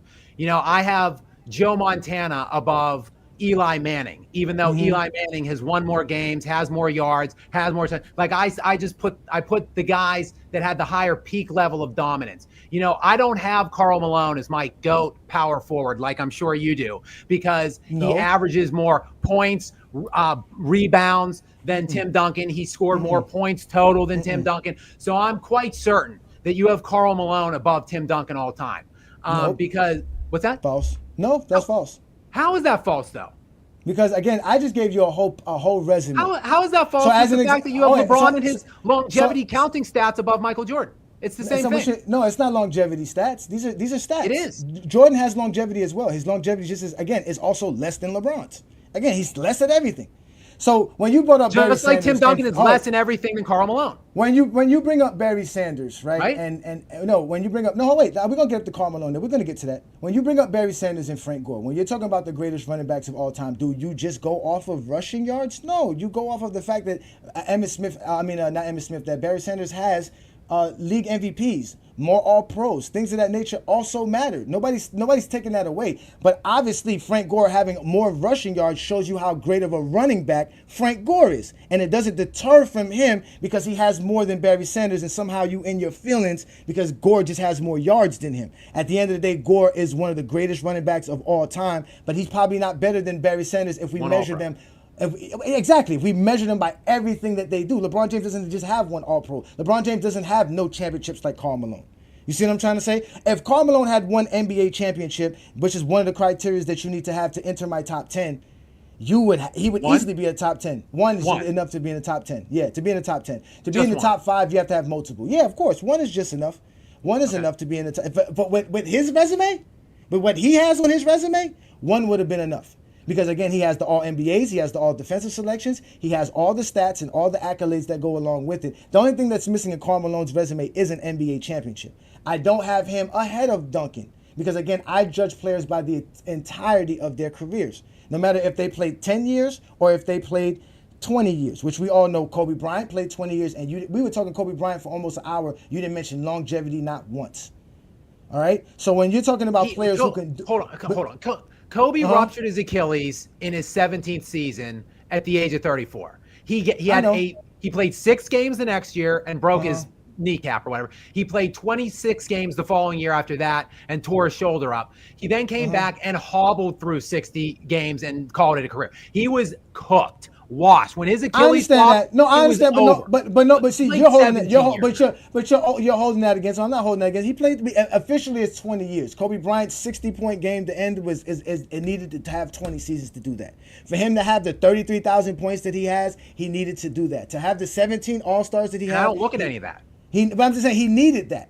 He needed those things to actually have that on his. Again, you don't. Of course, and that's not why I have him high. When you want to make things up, of course you don't need facts and things that are tangible, things that we can actually talk about. You want to make things up. You want to ignore things for the sake of how it made you feel. Because again, this is what tonight's show is about. The moments that Kobe Bryant gave you is enough for you to ignore things.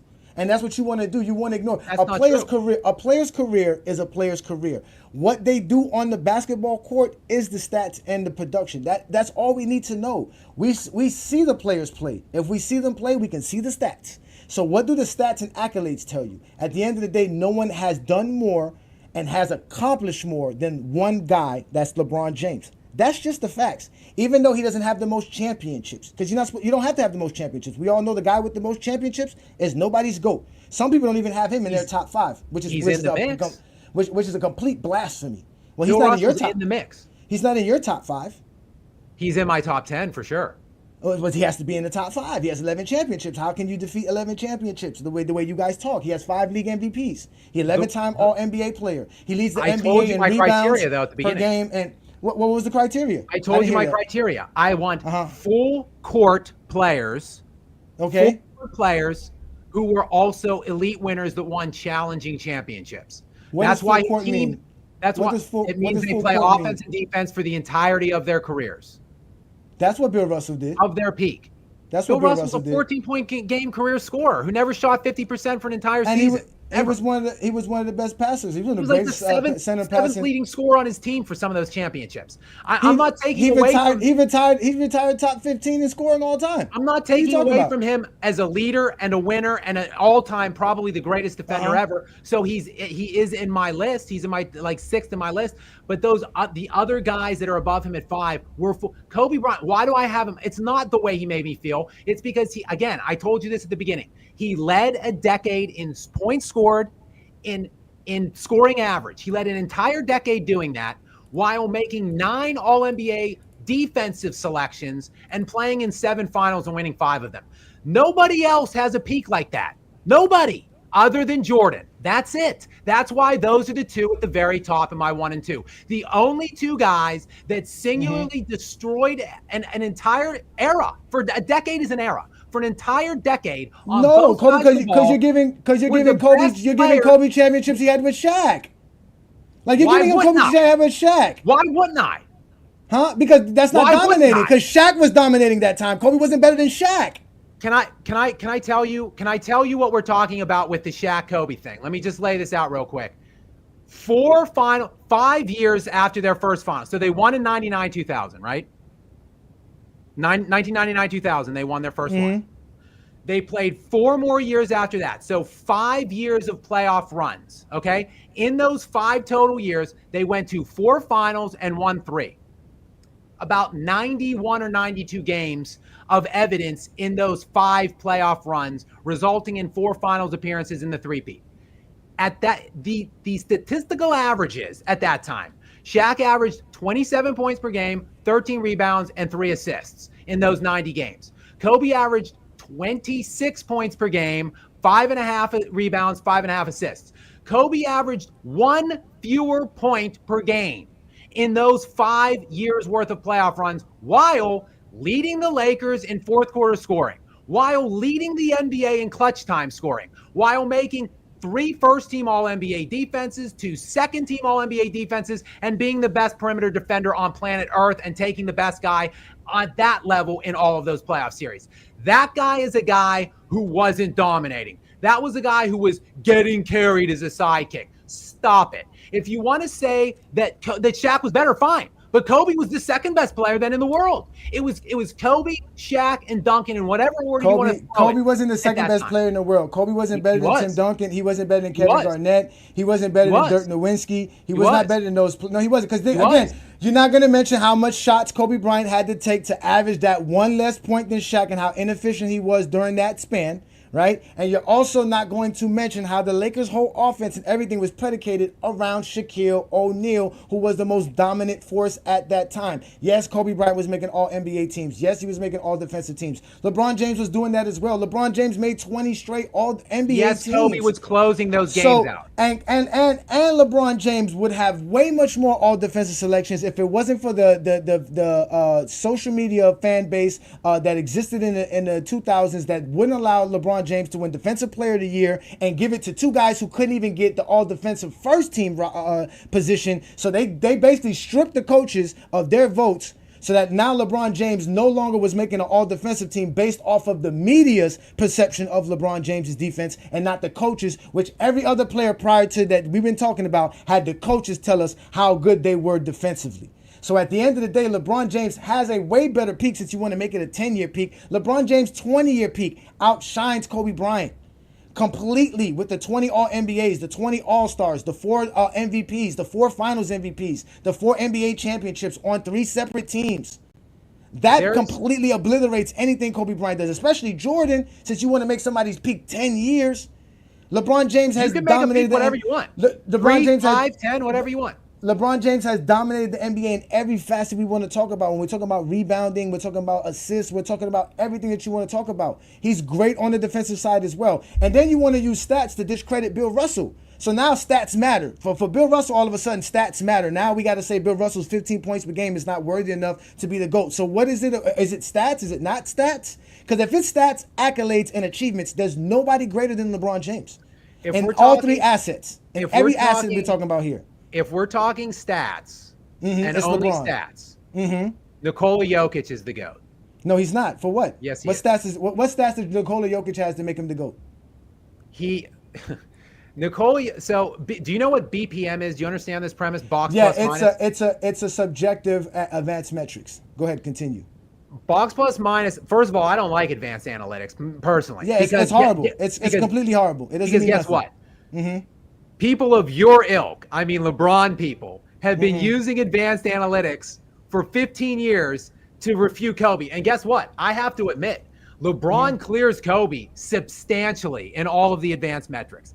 Stats and everything. Kobe, the only thing Kobe Bryant has over LeBron James is 1 NBA championships, the all defensive selections, and free throw shooting. He has nothing else. Here's the problem. Hold on, before I get back to Jokic, here's the problem. They played in a requisite overlapping era, did Kobe Bryant and LeBron James. Not the same era. LeBron James came in 2004. Kobe came in 1996. That's an 8-year span of time that these two guys didn't play in the same era. And the rules were different. The scoring was different. Hold on. When Kobe came in the league, scoring was in the mid-90s. And he played in that the whole way. It was below 99 his entire career. LeBron has been in the NBA now for like 7 or 8 years, where scoring is over 110. It's at 114 a game. Look, you don't even have to believe me about the extreme depreciation of statistics at this point. LeBron James in like his 37 year averaged more points per game than he did in his last MVP year when he was like 28.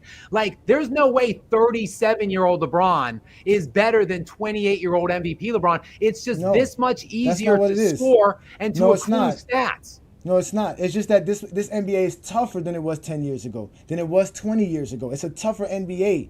He's not the only person out here scoring 25 So you're saying Nikola Jokic then is the GOAT then?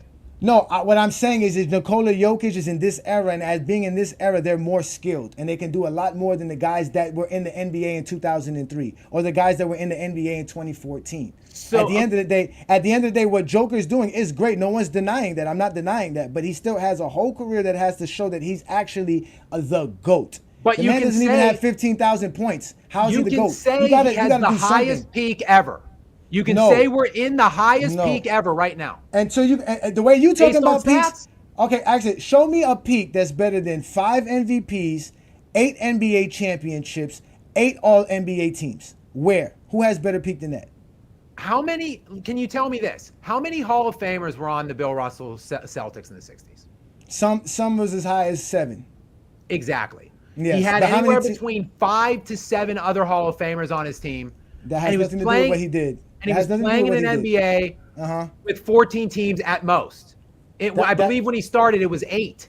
Yeah, when he started, it was 8. And by the time he retired, I believe it was as high as, I think it's 12. I don't think it got as high as 14. I think it got to 14 maybe a couple years after he left. But still, does not matter. I don't want to against teams. No. I know. No, because I'm not gonna let you do that. I'm not gonna go in on you about that. But I'm gonna let you know that he faced teams with a lot of Hall of Famers as well. Because again, the NBA was more compact back then. They had a lot of Hall of Famers on every team, and he beat some of the toughest competition in NBA history. So again, if we want to go off of the things that you've been talking about, no peak is higher than that. And then if we really just want to go off of the stats alone, nobody has a higher peak than Wilt Chamberlain between 1960 and 1966, which is basically 40 points per game, 25 rebounds, over 50% shooting in an era when majority of the players were shooting 40 or below. So at the end of the day, that was dominant. He also had, I think, 3 MVPs he had 2 MVPs at that time because he won 3 in a row in 66, 67, and 68. So he only had 2 MVPs at that time, but he also had the All-NBAs and the All-Star selections.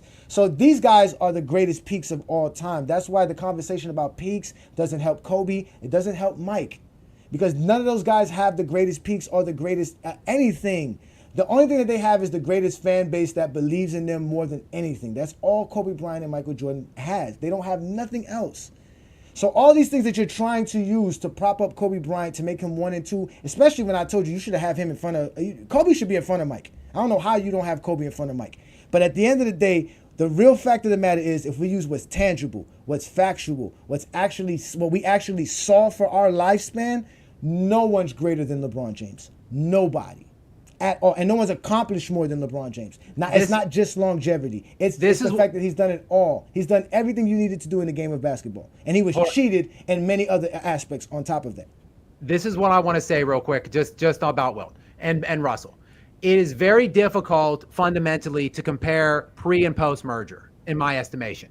But to me, there's 4 guys. There's 4 guys that I think have a GOAT case. 4 guys, and Kobe ain't one of them. I'm a Kobe guy, and I personally have Kobe at 2, but I don't think he has a legitimate claim for the GOAT. To me, there's 4: Jordan, Kareem, Wilt, and Russell. If you want to make the case for any 4 of those guys, Russell is the greatest winner. Wilt is the greatest individual dominator, stat creator, whatever you want to call it. Kareem has the greatest collection of things. He just has the greatest arbitrary collection of things. He's top three. He's top three in 3 standard box metrics in blocks, rebounds, and scoring. He's been to 10 NBA finals. He's won 6 of them. He has 6 league MVPs. That is most ever. So you can easily make a case to me where I'm like, okay, you got me with Kareem. And then look, again, if you don't like Jordan, throw him out. But to me, a guy that leads the league in scoring 10 times, which is more, Wilt had 7. That's the most ever other than Jordan. Wilt had 7. Jordan had 10. And he was the best defensive player at his position all 10 of those years, basically, that he was leading the league in scoring. Like, if you can find someone that did that for that length of time and who also has 6 NBA finals, like, okay, like, whatever. If you want to throw him out, though, I get it. But to me, I understand that case very well.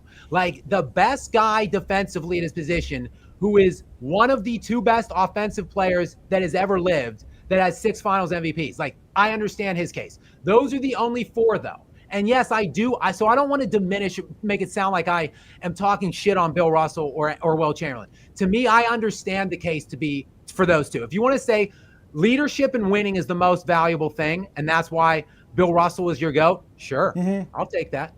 And I agree with you there. I agree with you. I always tell people the only people who could talk championships is Bill Russell fans, and we know there's not too many on the internet to discuss that with. But I want to touch on something with you right quick, because you talked about criteria in your top 5. Where is LeBron James ranked at on your all-time list? I have LeBron. See, I never really disclose my top 10. I always go back and forth with myself on this. You don't have to give me your top 10. I just want to know where you have LeBron, because I got an idea what your top 5 is, but you didn't mention LeBron in your top 5 when you first talked about your top 5. But I just want to know where you have LeBron in general. I personally have bounced between 7 through 9 with him, so I think anywhere like that would be like a fair rating. All right, so you throwing him at 7 and 9 is as bad as me having Michael 5th. Now let's do this. Wow, now, wait, can I hear your top 5? Yeah. My top 5 is LeBron James, Wilt Chamberlain, Kareem Abdul-Jabbar, Bill Russell, and Michael Jordan. And that should be anybody's top 5. To be honest with you, these are the guys that only have the GOAT case. And what we did here in GOAT James Kingdom is that we came up with a criteria and a formula to measure players' greatness, right? Because as you stated, there's a lot of great things that players accomplish for their careers. So we came up with a point system that helped us grade players to see how they graded. When we did that, this was the score. Now, we did this about a year ago. What are these criteria, though? The criteria are all stats that exist. So we're talking about your per game averages for playoff and regular season. We're talking about your totals for the regular season and postseason. We're talking about all your accolades, including your seasonal stat winners like scoring titles, defensive player of the year, those things of that nature. And we're also using your analytics. So we use things like BPM, VORP, PER, win shares per 48. We use every metrics that everybody talks about in the GOAT debate, and every stat and accolade that everybody uses in the GOAT debate. As an example, I will show it to you here. Here, I did it for shooting guards. That's how great our formula is. So this is a perfect example. If we were going to say the greatest shooting guard ever existed in NBA history, that shooting guard would average 30 points per game, 6 rebounds per game, 7 assists, almost 3 steals, almost a block per game. They would have 33,000 points, 7,000 rebounds, 7,000 assists, 2,500 steals, 850 blocks. They would have 5 MVPs. They would have 15 All-NBAs, 12 All-Defensive Selections, 18 All-Stars, 2 Defensive Player of the Years, 3 steals titles, 10 scoring titles. Because these are the greatest accomplishments of all shooting guards in NBA history. So we did that with the greatest players of all time. So we took the greatest points per game, rebounds per game, and we measured every player to that. And when we did that, you came up with a score depending on your regular season and postseason numbers, and that's how Michael Jordan ended up being 4th on our list. Now, my partner Brandon has Jordan 2nd all time. Originally, I had Jordan 3rd, but after the debacle of his fake stats, we found out Jordan got fake stats in 1988, so that kind of hurt Jordan as well. And then the recent conversations that I've been having with Jordan fans to why they can't prove why Jordan's even better than Bill Russell. So I ended up doing my own little research as well, and I come to find out that if we really measure Jordan to Bill Russell's career and what was available to Jordan in Bill Russell's era, Jordan wouldn't outscore Bill Russell as well under these same measurements and criteria. So we have our own criteria here in GOAT James Kingdom that measures you by your stats, accolades, and the things that you achieved throughout your career, and we put it to a number. So basically, LeBron James is a 56.99 out of 80. The highest score you can get is 80. The greatest player of all time would be 80 out of 80. You understand what I'm trying to say? So that's how we did that. So Jordan's, and again, these guys are all great. We did a whole top 50 list. So I know you said you had an hour, and I actually stretched you longer than your hour. Would you like to just have this one interaction with T Perfect since he set this up with you before you get up out of here? If you have to go?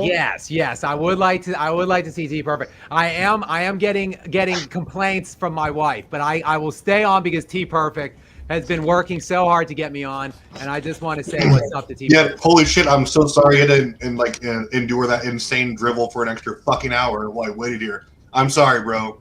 I wanted a piece of you long before this, but it's all right. Hey, dude, big fan of most of your videos, though. I started watching before you became this anti-LeBron zealot, and a lot of them, they make sense. They're concise. They're poignant. You and Uncut Hoops collaboration there. Wait a minute. Travis, are you telling me Scap Attack is one of those channels that started their channel without hating on LeBron and all of a sudden realized the money that goes along with it and decided to start hating on LeBron? A lot of the videos are things that have to do with just basketball, analyzing players, analyzing MVP races. Jokic is great, who I agree with. Every one of your Jokic videos is on point, 100%. But there are some takes that you make, man, that are just not basically LeBron had. I did where LeBron didn't deserve MVPs, didn't deserve rings. Just want to share a couple things. I did this thing where you said LeBron didn't deserve MVPs, but in fact, if I could run this by, he's probably the most deserving MVP winner of all time when he averaged 28, 7, and 8 on 52% shooting, well above league average at the time. And during his 4-year MVP span, the metrics you were using, 1 just before 84 box with minus PER, he blows everyone away, led the league in 28 times, obviously tied with MJ for the most ever during any 4 years of MVP runs. So how can you say that LeBron didn't deserve MVPs? I get you. Mike is my go-to, for sure. I'm with you. But LeBron is, if anything, he's underrated. He's way better than Kobe. So you bring up I hate advanced analytics. I hate them. I absolutely despise them because LeBron does blow Kobe out of the water in his peak years, in his career years. In the advanced analytics, LeBron has been king except for Jordan. Jordan's the only one that LeBron could not chase down. Now, LeBron, I will give him this. In that 4-year window that you're talking about, the MVP window, basically, look, he led the NBA in BPM, PER, win share, right? And no one else, VOR, PER, BPM, and win share. No one else in NBA history, since they started tracking those metrics, has done that 4 times in a row except Jordan, right? So, by those things, you're right.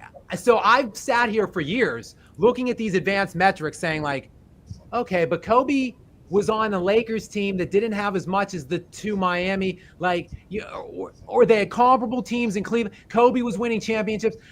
To me, the old standards would be give it to Kobe. He's the older player on a comparable team. He's winning championships. In old NBA standards, he would be getting those at least one of those MVPs. Mm-hmm. But because LeBron was such a dominator of the advanced metrics, I've just had to kind of sit here and eat these advanced analysts and these advanced metrics for 10, 15 years with no retort. And that's why when this cat from Serbia came calling, Nikola Jokic, look, people think I'm a big Nikola Jokic fan. I talk about him often on my channel, more than LeBron. Sometimes I'll put up 3, 4, 5 Jokic videos in a row. The reason is I started with Jokic as a joke. He was a punchline. I was like, oh my God, this is so tasty. These advanced analytics losers that have been pleasuring themselves to advanced analytics for 15 years. Now this scrubbish, oafy looking like fat white guy from Serbia is going to come in here and produce the greatest advanced seasons we've ever seen in NBA history? Like, oh my God! Like this is a godsend. Like, well, the reason why change it. I have to talk this dude up. I have to champion this guy to basically combat and refute all of these other advanced analytics people. But a funny thing did happen along the way. Hold on. Of me kind of using Jokic as a joke, essentially, as like an I got you. I watched all of his games, and I actually just respect the hell out of the guy. Well, the reason why I'm such a huge advanced metrics guy is because no matter what we say about them, they were changed or whatever. Like, the greats, no matter who you have in your top 10, consistently, and that goes for anyone across the board, unless you just have some like whatever joke of a list that isn't serious. These guys are the guys who are consistently dominant in everyone across the board that matters, regardless of if they're changed or not. That's why we have Kareem. That's why we have Hakeem. My top 5 is Hakeem, LeBron, Mike, Duncan, and Jordan. So like not in those orders, but like those are my top 5 guys that's never going to move because they were so dominant, and their impact is measurable on both ends. In my estimation, they're the 5 greatest two-way players of all time. I don't rank Wilt and Bill because my criteria relies heavily on modern awards, but they would be if every award was available. I think they would be the GOATs without question because of the resume. But anyway, I'm thinking like LeBron's resume, obviously, whether or not you think his MVPs are deserved, he obviously, and I'm with you. I think totals are widely overrated because the problem with totals when you're using them in the GOAT debate is that they only get applied when you're talking about LeBron James. No other player, like when you look at all-time scoring lists, nobody's going to take Gary Payton scoring over Larry Bird. Things like that. Like it's going to like be exposed wildly. And like you're going to look at, there's a lot of players who were better defensively, but they didn't lead the league in blocks or anything like that. Like I think Dikembe Mutombo is a better shot blocker on all than Hakeem Olajuwon. But I mean, it's all up for debate. It's all about your peak. How good were you when it mattered? And like you were 100% right though. Like everyone has their own opinion at the end of the day. I just think that when you say like something like Kobe Bryant is better than LeBron James, when not even just analytics, like regular stats, every single one of them, shooting percentage, points per game, blah, blah, like rebounds, assists, and not to mention he's better from all areas of the floor except for mid range. Like it's just tough. It's tough to like discredit all that and just say, well, Kobe led. Yeah, he did so, but relatively inefficiently to LeBron. LeBron was winning MVPs in that same toughest era of all time, right? 09 and 10. And like I get it, his stats were way better than Kobe's. Kobe's my second favorite player next to James Worthy. Okay, but like I think that I don't see how there's an argument for Kobe over LeBron, but I respect it, like what he did in that era, because you're right, that was the toughest era, like by at least to scoring, I would say. But anyway, like that's my main. Here's the thing. Let me just say one thing real quick, and it kind of ties in with Jokic. Look, I think we all need to readjust and just. The reason Jokic is so interesting to me, because all of the things you're saying about LeBron head-to-head against Kobe, okay. But like Jokic, those 4 major areas, which I said that LeBron and Jordan were the only players ever to lead in 4 years, that's BPM, VORP, PER, and win share. Yeah, Jokic is about to lead the NBA for a 5th straight year in all of those categories. LeBron never did it. Jordan never did it. BPM is the preeminent jerk number for these. And I mean jerk. When I say jerk, I mean jerking off, pleasuring too. Like these analytics nerds. Like BPM is the I was going to tell you that. They changed the calculations and the analytics for BPM when Westbrook had his great season in 2017, and they had to change it because, like you said, it was so outrageous how great of a season he had based on those numbers that they had to recalculate it, which is why Jordan's number 1 now all of a sudden, which he's actually not number 1 no more. Joker passed him. Yeah, Joker passed him, right? Well, so you know why Joker's doing it though? It's because he excels at every level of the game. Because we don't need BPM to see that Joker's averaging a triple double. Of course we don't need to see that. That's what I'm saying. We don't need to see all that. That's why all that is nonsense. It means nothing. Just like he said, if we use analytics, Kobe Bryant's one of the worst defenders in NBA history. No, he's not. Yes, if we go by the analytics, he's not nowhere near that. He doesn't have the steals. He doesn't have the blocks. He doesn't have the BPM. The defensive. He doesn't have defensive win shares. He doesn't have none of those things. Same thing with Dennis Rodman. If you go look up Dennis Rodman's analytics, it is not that great because those are just subjective values that they place to actually help Michael Jordan be the GOAT. All the guys who created these analytics are all Michael Jordan fans. Yeah, I have a question for you though. I think they're all LeBron fans. No, they're Jordan fans. John Hollinger is a Jordan fan. The guy Dave something is a Jordan fan. None of those guys want LeBron to be the GOAT. If that was the case, they would have left the VORP and the BPM alone because LeBron was number one then. They didn't like that. How can you, in good faith, continuously go on MJFB and like witness the level of extreme casualness? Oh, Mike's the best, or anyone's the best because they have more scoring titles. No facts, no logic, no common sense, and they're there like piping up these bad takes. I do have some good takes, man. Like aside from your asinine LeBron takes, like how can he be over there like acknowledging that and not just school them? Because Dart's over there begging for people to come do his show because Dart can't do a show by himself, man. You know that Dart can't do a show by himself, so he needs people like Scab Attack to show up. Give them the smoke, man. You got to get out of here with those guys. Let Dart have his fun with his Michael Jordan fan base. And I need to. Yeah, why this, Cap? Tell me, please.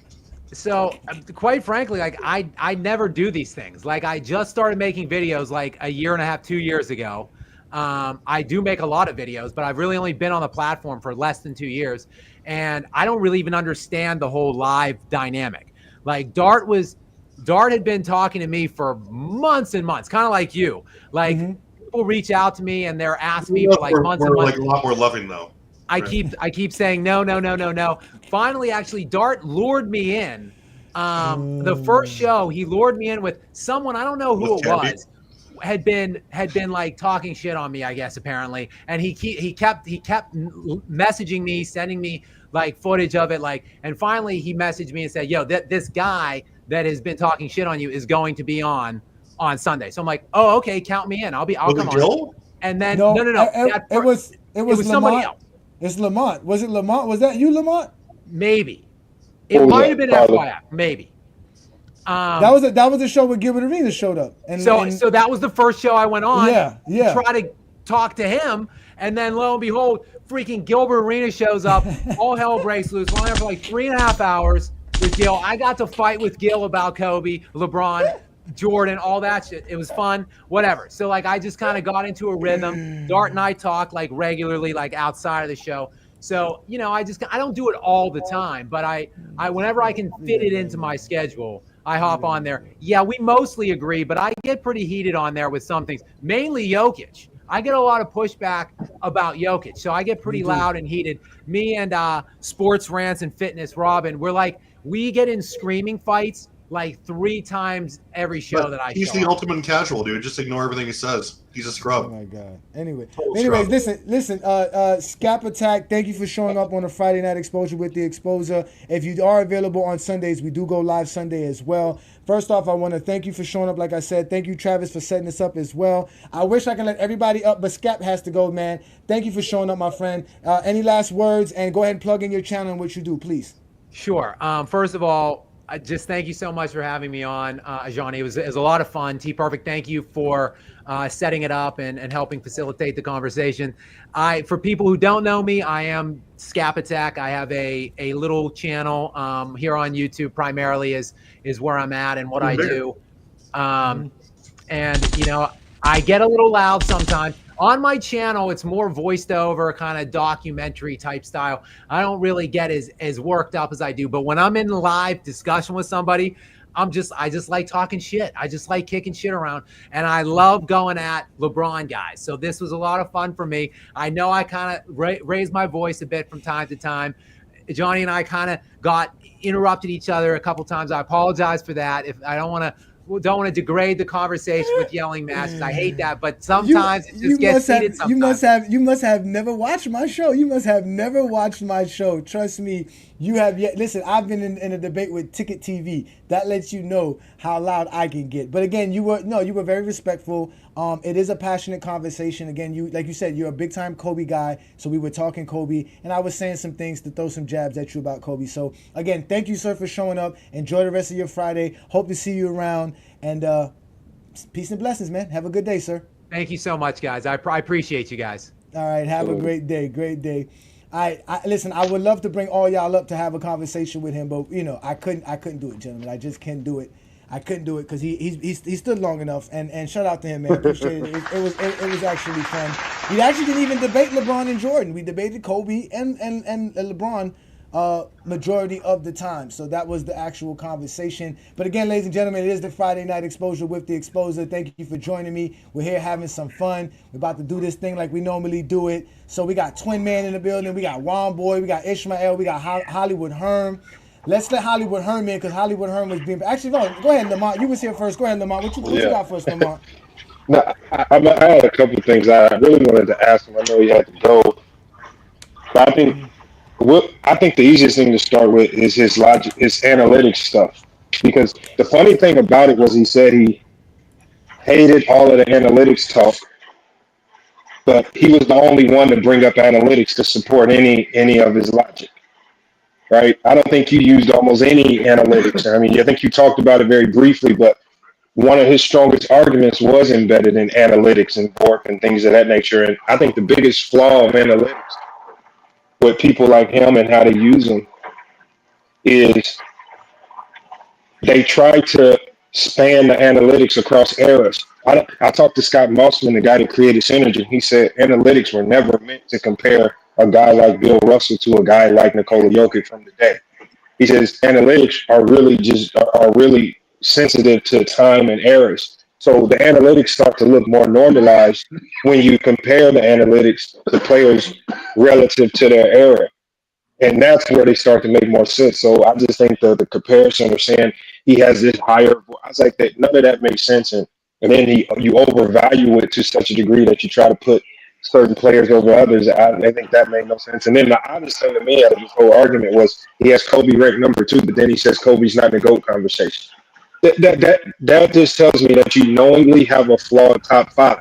That makes absolutely no sense.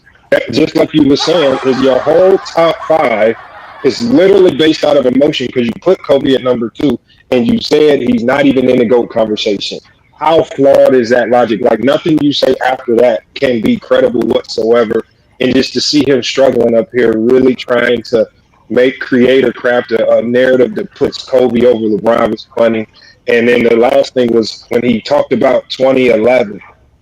When you talk about, when he talked about LeBron's failures in 2011, he talked about LeBron's inabilities or the things where he might have suffered as far as the scoring and things of that nature. But when you talked about Kobe going up against that Dallas team, he immediately blamed the team. And he failed to talk about Kobe in those last 2 closeout games, only scoring 17 points, far below his average, did not play up to par, and then essentially quit in that last game where he got beat by 36 points to the Dallas Mavericks. And even talking about that, I'll finish up with this. I think him even talking about that Dallas team supported your argument of team, because what we saw with Dallas was Dallas, even though they weren't equipped with a ton of all-stars, like he wanted to use so many all-stars, they were just a better team, the better coach team. And it doesn't take a whole bunch of all-stars and one player here, one player there.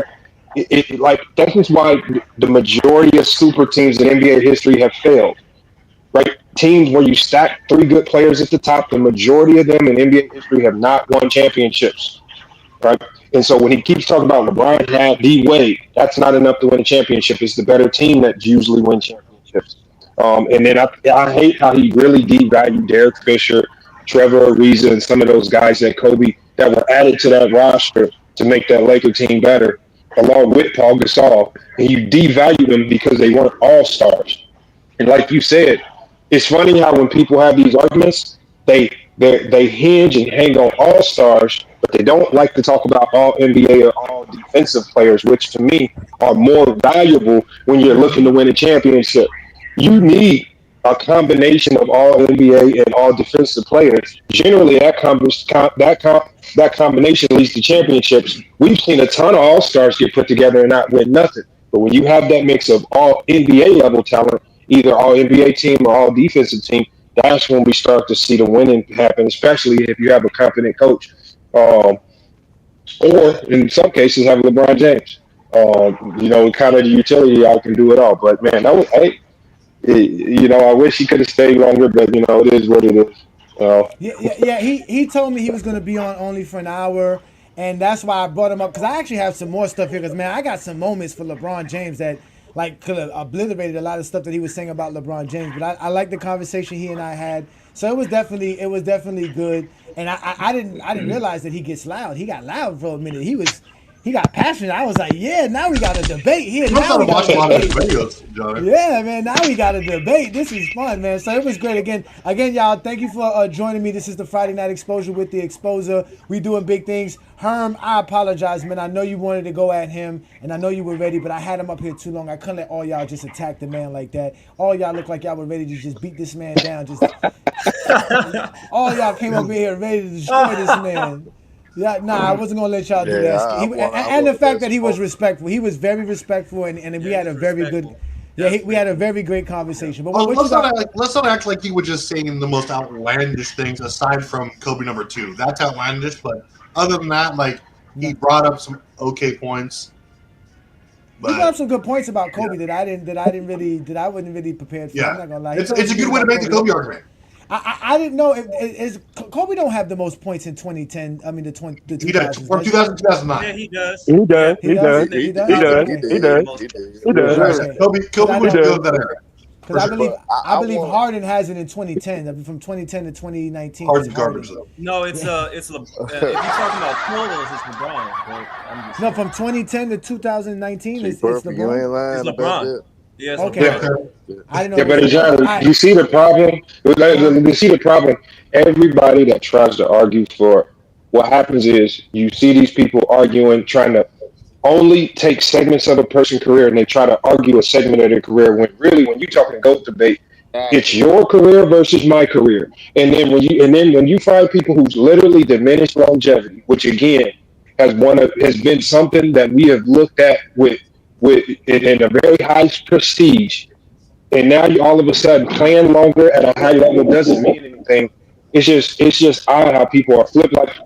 Like you said, being the all-time leader in NBA history in points has been the greatest accomplishments in NBA basketball since that accomplishment ever got eclipsed by Kareem Abdul-Jabbar, since it was there. And then all of a sudden when LeBron passes it, it's not that special anymore. It's just don't change how you think about certain things just because LeBron is number one in it. And when his problem is he's trying to play the analytics, the numbers, and the accolades game with you. If you do that, you're going to lose out to LeBron every time. Just say dominance and just use something that's subjective to put your guy at the top. But when you start actually using, like you said, things that are tangible, things that we can count, things that we can, it's just, like I said this in one of your shows before, if you start playing that game with LeBron, he's going to win out 9 times out of 10, depending on how you argue. It just ain't going to look good for you when you start going that route. So just use your feelings. Just say you like a guy and put him at the top. Go ahead, Herm. What was your beef with him, Herm? What was your beef, Herm? Let Herm in. Go ahead, Herm. Yeah, my thing was Scalp though. His hypocrisy. How he praises Nikola Jokic, which Nikola Jokic should get praised for his play and how he dominated the game in his way in today's NBA. But at the same time, he destroys LeBron James. So if you're going to give Jokic all this praise for the things that he does, why are you criticizing LeBron James? Why are you killing him? Averaging a triple-double in the finals shouldn't be sneezed at. That should get praised. But he'll kill LeBron for that performance in that finals because they lost, or he felt like LeBron fell short in a certain area. Nikola Jokic got the historic numbers. We've seen him doing what he's doing, but he's been losing as well ever since he won the title. His team haven't been past the second round. Nobody's talking about that, but they praise Jokic due to this off of what he's doing statistically, how he's getting these triple doubles, how he's analytically doing the things that he's doing, how he's being a top playmaker. But when it comes to LeBron James, you don't keep that same energy. You destroy him. So I wanted to get on him about his hypocrisy in that for us. You praise Nikola Jokic for what he's doing, but you destroy LeBron James, and he honestly, in his own way, does the same thing and has the same impact Nikola Jokic have on this team. So that's why I wanted to touch bases with him on. Before I think y'all back and forth, Johnny. I thought y'all was kind of teetering, filling each other out throughout most of y'all back and forth. I felt like you start warming up at the end. And he slick through you the alley oop when his ass couldn't help himself, but to put Jokic in the conversation, he threw you the alley oop, and you really took off. But outside of that, I thought y'all was really filling each other out throughout most of y'all back and forth. Physically? But later on though, he threw you the alley oop with Nikola Jokic, but to mention his ass. Yeah, no, I wanted to have a good conversation with him, man, because I know a lot of people always say that I be over talking people, yelling and screaming, and this was an opportunity to have a good conversation. And the fact that we were talking Kobe and LeBron was good to me too, because I didn't expect it. I thought we were going to actually talk about LeBron more than anything. But Johnny, you guys had a great conversation, and that's that's what does that do for the channel, because it's Cap, and you guys had a great back and forth, and you brought up a lot of pairing points to his nonsense, and you guys had a great exchange. Yeah, and he brought up a lot of great points. I think I rattled him when I told him he could make Kobe better than Jordan. You tell a Kobe fan, you tell a Kobe fan you can make him better than Jordan, they get real excited. They're like, okay, wait a minute, let me go ahead and do it. Let me go ahead and do it. So let's go ahead and let's continue. Mingle Jester, we know you'll never do that, Mingle Jester. As much as he loved Kobe, Mingle Jester will never put Kobe in front of no Michael Jordan. He won't never do. And in fact, the reason he Jordan, this is LeBron. Neither one of them is not better. It's a fact. It's just a fact. And the reason he said Jordan was better was because of the 2 3-peats. That was something he said that he said if Kobe. No, I did not say. Come on, Ajani. I said way more than that. No, not you. No, I said way more than that. No, not you, Mingo. Just I'm talking about Scap Attack. That was Scap Attack's reason. I'm about to say I said way more than that. That was Scap Attack's reason. You have to ignore half of Jordan's resume to put Kobe above him. It's I don't care about any accolades. But same thing with LeBron. You got to ignore halfway to put him in front of. Exactly. You got to do that with everybody else. You got to do that with everybody else you put Kobe in front of. That's in the top 10. Basically, I got Kobe 8th. So. I disagree with that. Kobe had a great career. Now we ain't doing that. Now wait a minute. That's what I'm saying. I got him 8th. That's what I'm saying. I got him 8th. He's 8th all time on my list. He's 8th on my list. Don't start, Twin Man. Twin Man, don't start. Matter of fact, Twin Man, relax, Twin Man. But don't let me. I got the dugout ready for somebody today. Don't be Twin Man. Twin Man jersey. Let's let Juan Boy in, because actually Juan Boy was here from the beginning. Shout out to you, Juan Boy. You've been a supporter of what we do in Goat James. We were in the back playing cards. And you've been setting a fire in the Facebook group, because you've been posting stuff in the Facebook group that be getting people upset for So shout out to you, Juan Boy, man. What you got for today's discussion, brother? Well, I'm hoping that Scap Attack wasn't going to get off of the topic at hand. So I'm going to go back to the topic at hand. Well, I think one of the best moments of basketball that I've seen was the Redeem team, because I'm heavy on the 2000 and beyond, because I think that's when the NBA made a change for the better from a talent standpoint, and just to hear the story about how LeBron, D Wade, Melo, Chris Bosh, everybody else on the Redeem team followed Kobe's lead as far as when it came to working on the game of basketball, and what's more important in the game of basketball than honing your craft.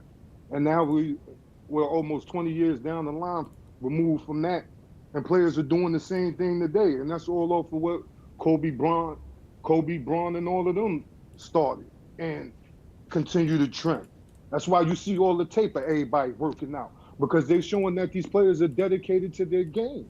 Every season, every off season, they in the gym, or they working on their body, trying to stay in shape. Because running back and forth, or averaging over 100 points a game, that's gruesome. Especially in the era that's dominated by athletes with skill. Facts, man. Facts.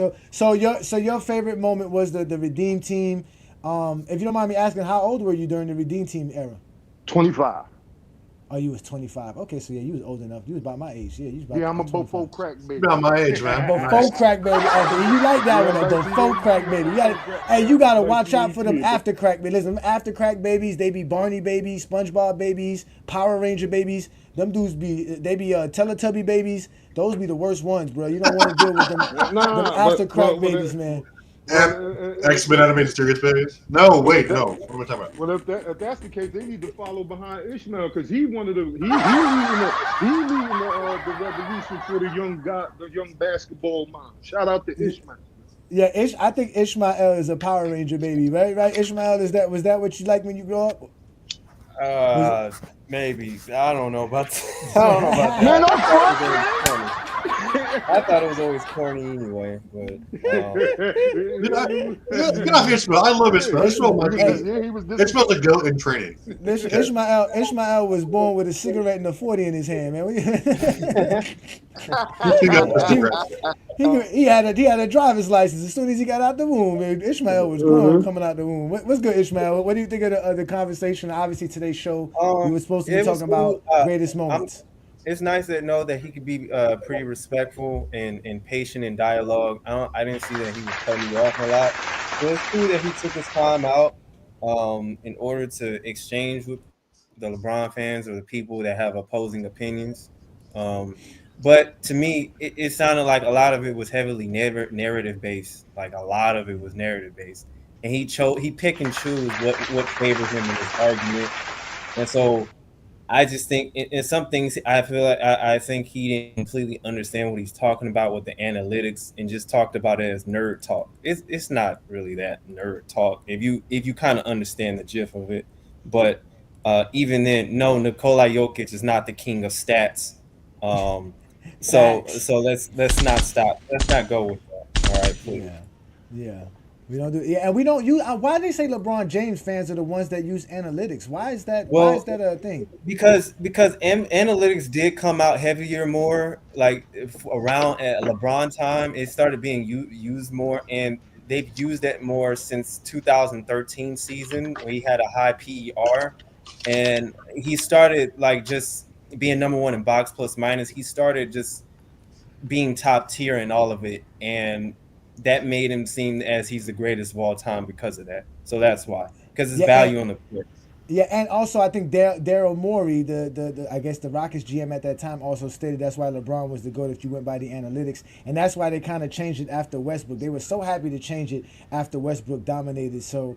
Yeah, man. Like I said, the analytics are good if you understand them. But like you said, majority of the people who talk them really don't understand them, and they just use them. And now that it's there to bite in the ass, because now a lot of people are saying, "Well, damn, if Joker's analytics are looking this good, he has to be the greatest player ever, right?" But in reality, there's so much more that you have to do, bro. Like it's not just about the analytics. Like that's just don't make no sense. It's not that simple. It's not that simple. I'm starting to understand them a lot more though. That's the thing. You're equated into like it's a GOAT. Nobody's ever said that having advanced analytics or being greater that makes you the automatic GOAT. Scap said that just because Jokic is top of the line on box plus minus, he said that he's constructing one of the better peaks we've ever seen from every man, not just analytically. Like it's been of MVPs, like but anything like. He did use that argument. I understand that argument too, but he did use box plus minus as a saying like it's a valid measure. Like he's exceeding, and like it's just a reflection of what he's doing on the court. It's not the be all. But like I said before, what do you want to say if it's a valid measurement? Is up to. It depends on the perspective because it's a per possession rate. It ain't a valid measurement because it ain't no valid measurement. Defensive like box plus minus got Nate McMillan as the second best. No, the people we view as the GOATs in every time that we make any kind of a list. They always excel at these analytics. It's a reflection upon their career. It's not. You can use it as a piece of it. It's not the biggest piece. But so does mediocre players, and that's the problem. No, and that's why you have to be logical and use games like have a baseline. Like, hey, you do played at least 10 or 11 years. Well, it's not precise. It's not precise. You shouldn't have to. You shouldn't have to be able to argue the context. Yeah, I shouldn't have to do that. Like you shouldn't have to do that. It's not No, context. just a simple. The guy here telling me go look up Joker's numbers. The only numbers I need to see is your points, rebounds, assists, blocks, steals, your field goal percentage. I don't need to see nothing else. I don't understand how good your team does while you're on and off the floor matters. I don't understand how those numbers don't tell you enough about a basketball player. All you need to know is how much points they put up, how many rebounds they get you, how many assists they get you, how many steals they get you, how many blocks they get you. Why is that all you need to know? Okay, because that's it. What else do you need to know? What else more do you need to know? If I told you what is Joker averaging? Joker's averaging 30, 13, and 10. If I told you there's a player averaging 30 points per game, giving you 13 rebounds, 10 assists, fuck the name, fuck the analytics. This is what you got. You got a player that's going to give you 30 points per game. He's going to give you 13 rebounds, 10 assists. He's going to get you a block and a steal, and he's going to shoot 50-something% from the field and from the three-point line, plus 80% from the free throw. What are you going to tell me about this player that's not great? But I would say he's amazing. I'm saying analytics probably back up what you're saying. You won't think he's a center. That's the entire point. The thing is, Johnny, let's say like totals, right? The reason why I'm gonna tell you why Travis dislikes totals and why he dislikes it. I know why he dislikes it. Okay, because the problem is they don't necessarily tell you the value, the quality you bring on a basketball court in order to enhance to win the game. They don't tell you that. So it's like they are stats in terms of impact. Scoring is an impact, but they don't tell you the quality.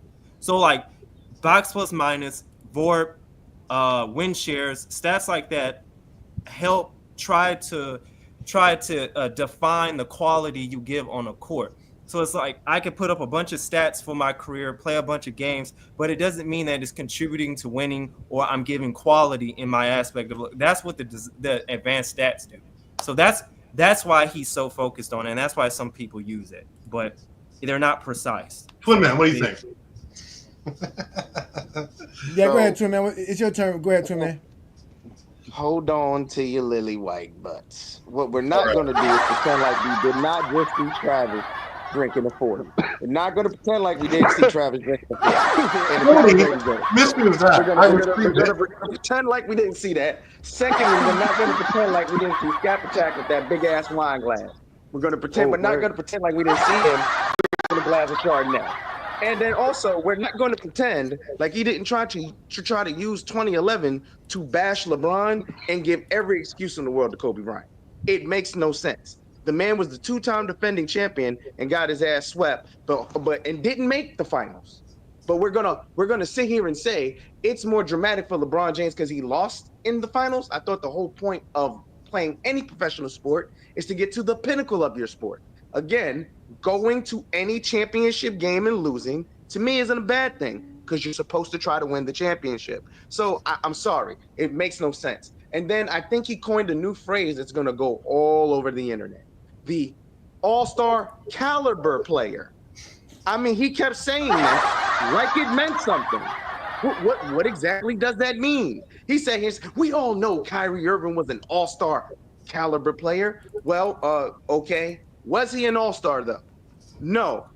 So it doesn't matter. It doesn't matter what caliber player you are. Guess what? There are several players who are all-NBA caliber players who don't make all-NBA. So this notion that we're now going to give them calibers to try to sit here and say who had the most help is insane. I'm not going to pretend like he didn't make solid points. He absolutely did. But there is no argument you're going to make to put Kobe Bryant over LeBron James. There just isn't. And Correct. If you try to make it, you're going to sound foolish. I understand there are going to be several people. I understand there are going to be plenty of people who are going to try it, but LeBron averages more points, rebounds, assists, steals, blocks. He's better than him in every defensive metric. What are we talking about? Outside of your delusion and your feelings, that's a team sport, bro. That's a team, bro. Again, outside of your delusion and your feelings, you're not going to put Kobe Bryant over LeBron James. So I need every Kobe fanatic to get out of their feelings and actually look at what the facts say, not your feelings. Mingo, bro. Like, there's no argument for Hey, it. Like, Johnny, can I get a You can say whatever you want to say. Both of them Wait, be hold over on. Can I get a LeBron all day. Hold on, wait. Come on, It Mingo. is what it is. Hold on, wait. Travis, let's let Mingo Jester in right here. Go ahead, I have a Mingo question for Jester. you. You heard. Can I get a show where a Twin Man and Mingle Jester just debate?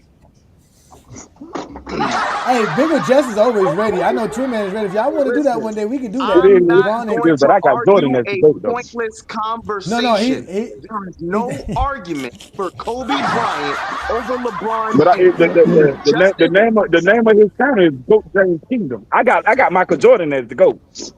No. There's no but- argument for Michael Jordan over LeBron James at this point. Give me the argument for Man, Jordan over now you Kareem. smoking that new kind of crap. Maybe we can talk about Now Jordan. you smoking that over new kind of LeBron. crap. So you can give me Jordan over Kareem. No, stop it. Please don't talk about Jordan over LeBron. Oh, I can't. I'm giving you Jordan. I'm giving you LeBron too. No. How about this, Mingo I'm Jester? giving you Jordan over LeBron too. We're not going to do this. Travis, you set up one debate for the night. You're not going to set up a second one. So go ahead. You got a chance to listen to the debate. Scap Attack is a Kobe Bryant fan like you are. What do you think of the debate and what happened tonight? Me? That's you. Yeah, no, Mingo Jester. I'm talking to Mingo I Jester. mean, some of the stuff that Scott was saying. Hold on. Mm-hmm. You hear me now? Yeah, you good. Go ahead. Travis is drinking Mad Dog. Okay, so some of the stuff I don't even drink. Some of the stuff that Scott was saying, I agree with some of it, but a lot of it was kind of crazy. Like when he said that Kobe #2, he said he got Kobe #2, but he's not in the GOAT debate. Now that was crazy to me. I was like, wait a minute. I had to pause for a minute. Right, I was like, wait a minute. But a lot of the stuff he was saying, I kind of agree with a lot of the stuff that he was saying though. Like, but I know you do. But that's the only thing that threw me off. That whole Kobe #2, but not in the GOAT debate. That threw me way off. I ain't gonna lie. That threw me off. That like me and my list, I got Michael Jordan and Kareem #1 and 2, and that's who I think in the GOAT debate. It makes sense, you know. Okay, and so where do you That's have who I Kobe? think the GOAT debate is between Michael Jordan and So Kareem. Kobe's right I got after Kobe Kareem. #4. #4. No, Kobe after Magic. Kobe after Magic. Cocaine is So a you hell of got a drug. do you got Magic? Do you got Magic as the greatest Laker as well? Oh, Kareem. Who's the greatest I Laker? do. Slightly. Slightly. I got Magic slightly greatest Laker. When I say slightly, I mean slightly the greatest Laker. And how about my behavior? Did I behave well? Did I behave well? Did I normally behave? Mingo Jester, did I do a good job in composing myself? I mean, y'all that was actually y'all need to actually have an actual debate. That wasn't really no debate right there. That wasn't no. Y'all need to have an actual debate. Like y'all need to have an actual debate. I think it'll be interesting. I think a lot of people tune in. Yeah, I think he But Johnny, wanted to. as far as Friday night exposure skill, that was the classical, like what it should have been. A great guest. You guys chopped it up. You guys were respectful of the not interrupting. You're like, hey, you go. I made this point. You rebut it. Like just back and forth. That was like the perfect, like what you could hope for, like exposure. Yeah, no, it was Great great. It was great. He tried to cut me off. He tried to cut me off when I first started, and I was like, "Hold on now," because I let him go. Remember, he started off with a long speech about how he liked sports, and that was fine. Again, I brought him on as a special guest. You got to understand, Scapatech has a big following, so I'm definitely going to tag him, and hopefully we can gain some subscribers because we are trying to reach 3,000 subscribers here in the GOAT James Kingdom platform. But we also got King Speech here. Thank you, King Speech Road. Thank you for joining me. Let's get your take in. You heard the debate. Hey, wait. Hey, John, I wanted to ask you a question. Before you go to the next, I wanted to ask you one question. Okay, go ahead. If we going strictly by stat, like what y'all saying, if we going strictly by stat, wouldn't that make Westbrook the greatest point guard of all time? Debatable. No, he wouldn't be, right? If we going strictly by stat now, wouldn't that make Westbrook the greatest point guard of all time? Well, you got Oscar Robinson. No, but it would still be hard because it's the fact that Stockton has so many steals and assists over everybody else. That's the hard part. Like, because remember when I did the point guard, when we were doing the greatest point guards of all time, someone like Stockton just has more things. Stockton has the, you know what I'm saying? Like, Stockton has the 15,000 assists. He has the 3,200 steals, right? And then even in the assists per game, Stockton is second behind Magic. You know what I'm saying? And he has all NBAs. Now, I'm not gonna lie though, you're right though. Westbrook would be up there. It would be Westbrook, Stockton, and Oscar Robertson if we just go off of stats, just stats alone. It would be those three. It would be between those three. It would be between those three. And Jason Kidd too, because I know I can't. Chris Paul. Chris Paul. Man, those guys have because again, remember I told you I value assists with the point guard and I value steals with point guards. Wait, isn't Chris Paul second all time? No. Yeah, he is. Yes, he is. He just hit second. He just got second. And that's why I was going to expose Travis on that, because I've never seen no NBA stat get praised like totals get praised. You ain't never I seen not have Chris Paul like number 3 on like my most impactful player list though. He's up Come there. on.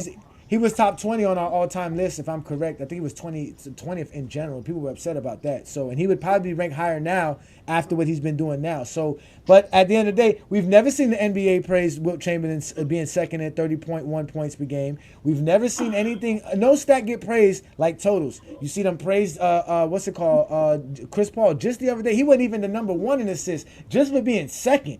That's how great Stockton is. That people are like, yo, if you can just get second to Stockton, you did something great. You did something great. Because nobody's expecting him to get another 4,000 assists. So wait, Ajani, who's the greatest shot blocker of all time? Obviously, it's I got Hakeem. Olajuwon. I got Hakeem. Yeah, I got Hakeem. In reality, it's Wilt and Bill Russell. It's Wilt and Bill Russell, but with what we know and the numbers that we have. In recorded era, yeah.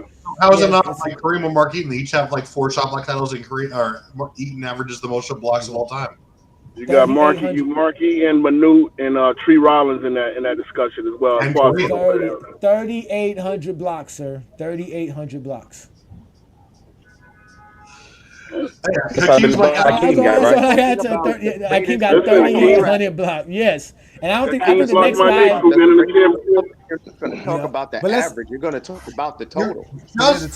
Mark Eaton suck. You said Mark Eaton. Do you really think Mark Eaton is one of the greatest shot blockers of all time? So What the fuck out of here? I got actually Ismail to admit this the other day. There's a difference between greatest and best. Far difference. It's the opposite thing we're talking about.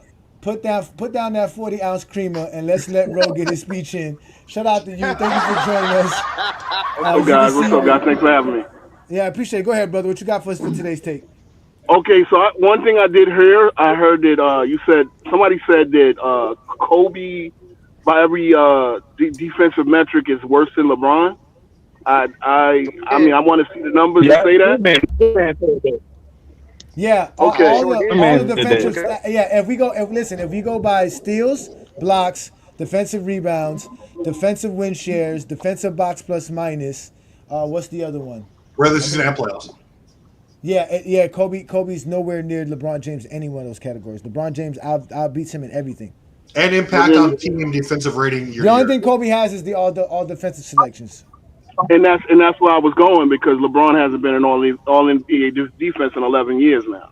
And yeah, that's because they gave it to the media. That's why the coaches no longer vote for it. If it was the coaches, I mean, the last 11 years, I mean, we've seen LeBron be a habitually bad defender. Is like he stands around on. I mean, listen, there was Kobe load. I can admit it was part with Kobe load a little bit, but he turned it up when he needed, and I've never seen any of those Lakers teams be bad defensively the way a few of LeBron's teams has been, especially these few Laker teams, like the 2011 team was not 2022 team with Westbrook.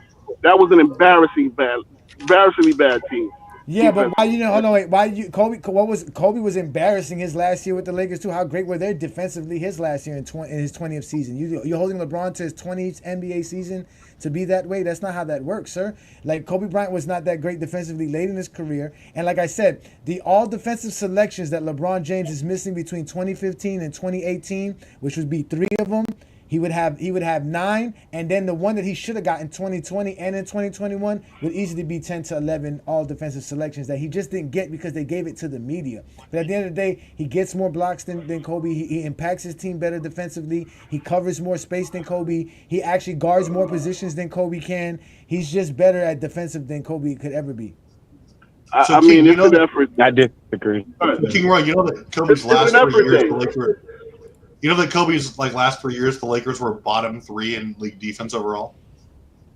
LeBron James has played the teams that have great defenses. The guy Scap Attack was talking about how great the Cavaliers defense was in 2007.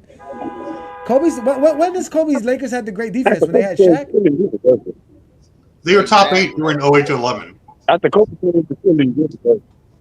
You're muffled there, Mingo Jester. We can't hear what you just said.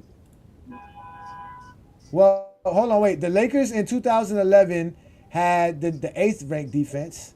In 2010, they had the 9th ranked defense.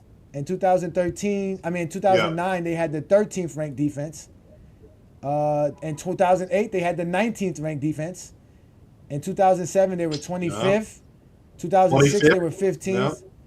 And they were 27th in 05. They were 16 in 04. Where's Kobe's impact there, King Rowe?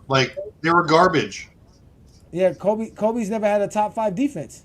One man, unless you're transcendent, like a 95 or 94 game, or like a D-Rob, or like a 90, or like a 2000 Duncan, or like a 1964 Bill Russell, you're not going to alter a team's defensive analytics alone. Yeah, you need a good program and a good coaching. Exactly. But yeah, listen. Kobe's an underrated defender. The all defensive selections is what y'all have because that lets you know if the coaches tell you Kobe was one of the best defenders in the league, we got to accept the coaches. Even if you want to go to the thing, like I would say, the coaches only gave it to him because they didn't want Kobe Bryant to actually go in on them. Like they were like, we're gonna make sure Kobe Bryant win all defensive teams, so he don't like have that as a motivation to literally lock down our player night in and night out. But again, we know Kobe can do it. We've seen him do it. So Kobe's definitely a great defender. We're not gonna take that away from him. He's just not better than LeBron. But go ahead, Ro. You can finish up. I'm sorry. Yo. So you said from 15 to 19, the media took it away from LeBron. They only do two. They only do 2 defensive teams, right? They don't do 3 like they do the All NBA, right? So it's first team and second team. So are you telling me that? And I would have to look at the list. Which one of the 4 forwards in each one of those years you would have taken out to put LeBron in? Like there's 4 forwards, right? Yeah. I got you. In 2015, the guys that made the All Defensive team was Tony Allen, Draymond Green, DeAndre Jordan, Kawhi. Paul, Andrew Bogut, LeBron James could make it. Jimmy Butler made it. Anthony Davis, Tim Duncan, and John Wall. LeBron James. I'm just looking at the forwards because you're not going to put LeBron in center. You're not going to put him in backcourt. So I got what you're saying. But they've done that and they've got him in there. At the end of the day, the media didn't vote. I would say he's better than Jimmy Butler in 2015 as well.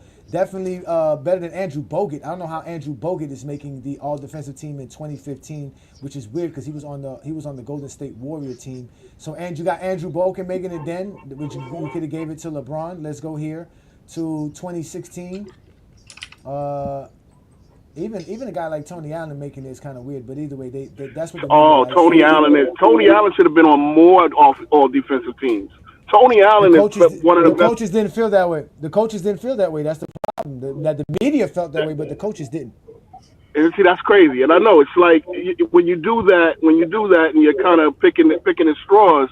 I mean, Tony Allen should have been on way more defensive teams than he has been, and you could always put him at guard or he was like a swingman. So, but I mean, Anthony Davis, those guys. I mean, which one did Kawhi? Because I know Kawhi was on a few of them, right? And you got Draymond Green. Of course, that was Kawhi Leonard and Draymond Green were first team in 2016 and in 2015. So in 2016, this is a new team. We got Avery Bradley, Draymond Green, DeAndre Jordan, Kawhi Leonard, Chris Paul. Then you got Tony Allen, Jimmy Butler, Paul George, Paul Millsap, Hassan Whiteside. LeBron James is better than Paul Millsap as a forward. LeBron James should be on the All-Defensive team in 2016.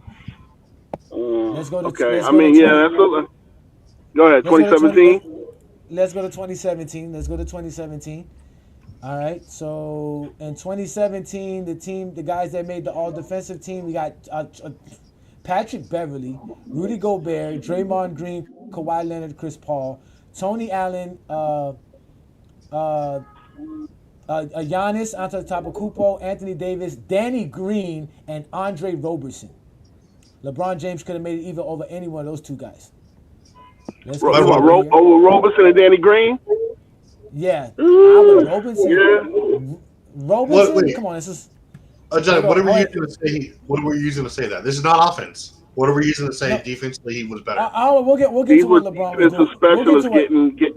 Yeah, go ahead. We'll get to LeBron because LeBron is the GOAT. He was playing defense. And then we have Robert Culverton, made All NBA, All Defensive First Team in 2018.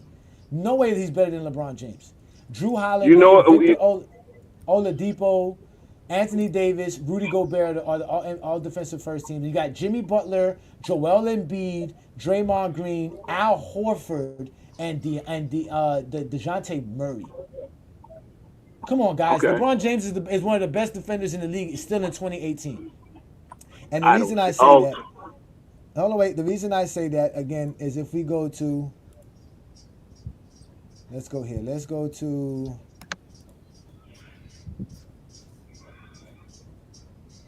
All right, so the Cavaliers didn't win that many games. Let's go to. I mean, how can we? That's why defense is so hard to judge, man. I really don't know how can we judge defense. Who got the box? It's tougher to judge because you got to watch it. It's the eye test. The eye test is the main thing. The main thing, the eye test, but also they're looking at the team overall defensive rating. That's what their main thing is. And the Lakers. Cleveland was like 29th, right, that year. 2018? Yeah, Cleveland was garbage. That's the year they had to trade half the team at the trade deadline. Okay, so no, let me see here. I'm trying to find LeBron James so I can get his numbers for what he's been doing those years. Just type in LeBron James. Dude, can we get Gilbert Arenas up here? Like, you're in the chat, Gil. Come on, chop it up. We love you. Gil. He knows a lot about defense, doesn't he? Yeah, I want to know what Gilbert Arenas thought about his encounter with Scab Attack because I know that he was dealing with them as well. I think Gil got cut. Gilbert Arenas.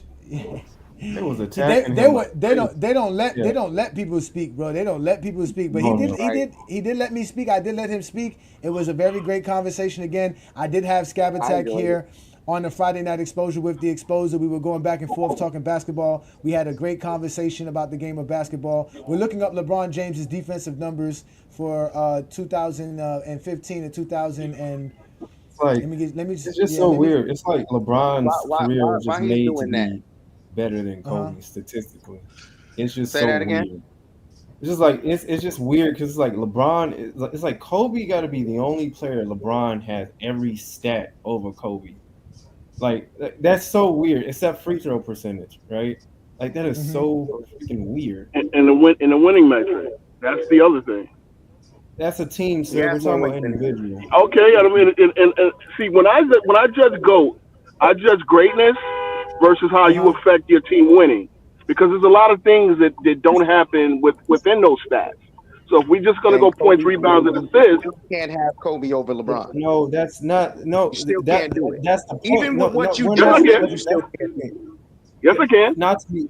Because Kobe was the sidekick for 3 championships, and LeBron was the best team on an eight finals run. Calling him a sidekick is wild, because really, when you want to look at it, sidekick. So you mean to tell me Kobe Bryant was better than Shaq in all 3 of those runs? Kobe Bryant was second best player in the league. So he wasn't better than Shaq. He wasn't more. No, let me explain. I finish. He wasn't more valuable than Shaq, but he was the second best player in the league. And here's the thing: you can argue he was at that time. Yes, I believe so. I believe so. And I have him alone. Well, I mean, why not? Wait a minute. Wait. Kobe has a 4-2 record against Tim Duncan in the playoffs. 2-1 without Shaq. I mean, we going because at the end of the day, to me, those years the NBA Finals was the Western Conference Finals, where Kobe absolutely showed up. This is my thing. This record to compare players is I'll tell you why. Better than Tim Duncan. No, but I this tell is you the thing what. about no. This hold on. This is the thing about Kobe and the whole sidekick thing. Y'all got to stop the whole sidekick conversation. No one calls Magic or Kareem a sidekick. The only people Thank who you. get called sidekicks is Scottie Pippen and LeBron James. Man, nobody else says anything about sidekicks. Like that shit doesn't exist. The reason Kobe Bryant is not because again, yes, he played with a player that was just dominant. Shaq was one of the most dominant players in NBA history. But again, nobody holds that against Magic when he's playing with Kareem Abdul-Jabbar, one of the most dominant players. Most people have Kareem Abdul-Jabbar and Magic in their top 5, and never And I do as well. and never even equate that they played with each other for 10 years. Like nobody ever does that. Like you see what I'm trying to say? So at the end of the day, bro, you still need a team to win a championship. It's not Kobe's fault that he got hooked up with Shaq. It is his fault though that they didn't win more championships. Because in reality, they should have won more than 3. They should have won more than 3. But I don't hold that against Kobe. I don't hold that against Kobe because there's factors to everything. Well, here's the thing, Ajani. And Shaq was actually right about this. Is that like guys like Magic Johnson and Kareem, like subsequently, they've had the most help in NBA history. If you're talking just like support on title runs. And then Kobe's right under that list, Kobe, Michael Jordan. So, I mean, Kobe's one of only 3 players to actually have played with the current MVP the same year they won a title and not have been the best player on that team. Kobe Bryant in 2001 and 2002 was on par with Shaq throughout much of the Western Conference title runs. Like, obviously, Shaq was far better in the finals because he was facing inferior competition. But the thing with LeBron is that – hold on. The thing with LeBron is that you cannot make an argument for Kobe over LeBron unless you only focus on – you have to ignore total resumes, you have to ignore stats, you have to ignore analytics. You only focus on, like, paths to the finals or overall competition, things which doesn't matter at all, really, especially considering, like, you're on par. Wait, it does. It does because if you want to look – if you want to look – no, the thing is, wait. The thing about with Kobe, which y'all got to understand, is at the end of the day, is that Kobe didn't carry the Lakers in the playoffs. He carried them during the regular season.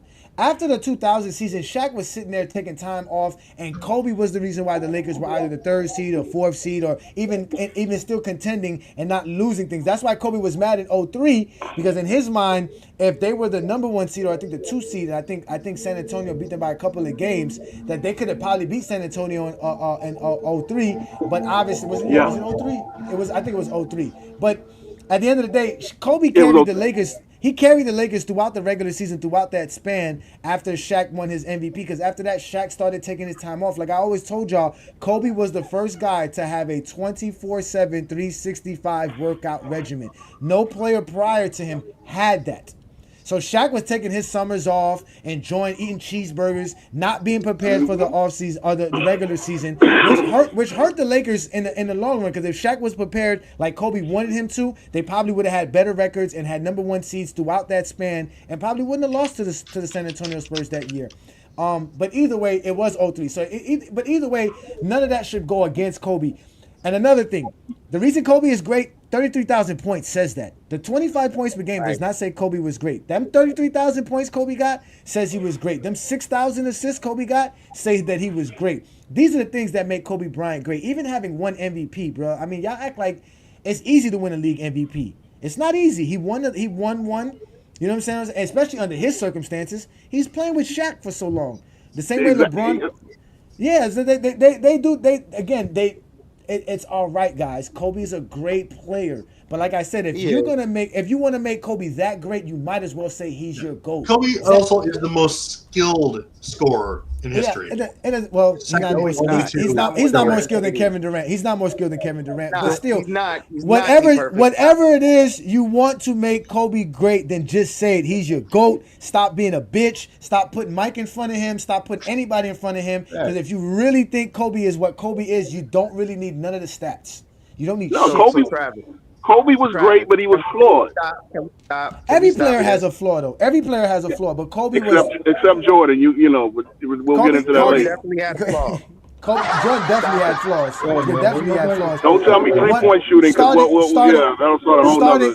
Starting with the fact called quitting.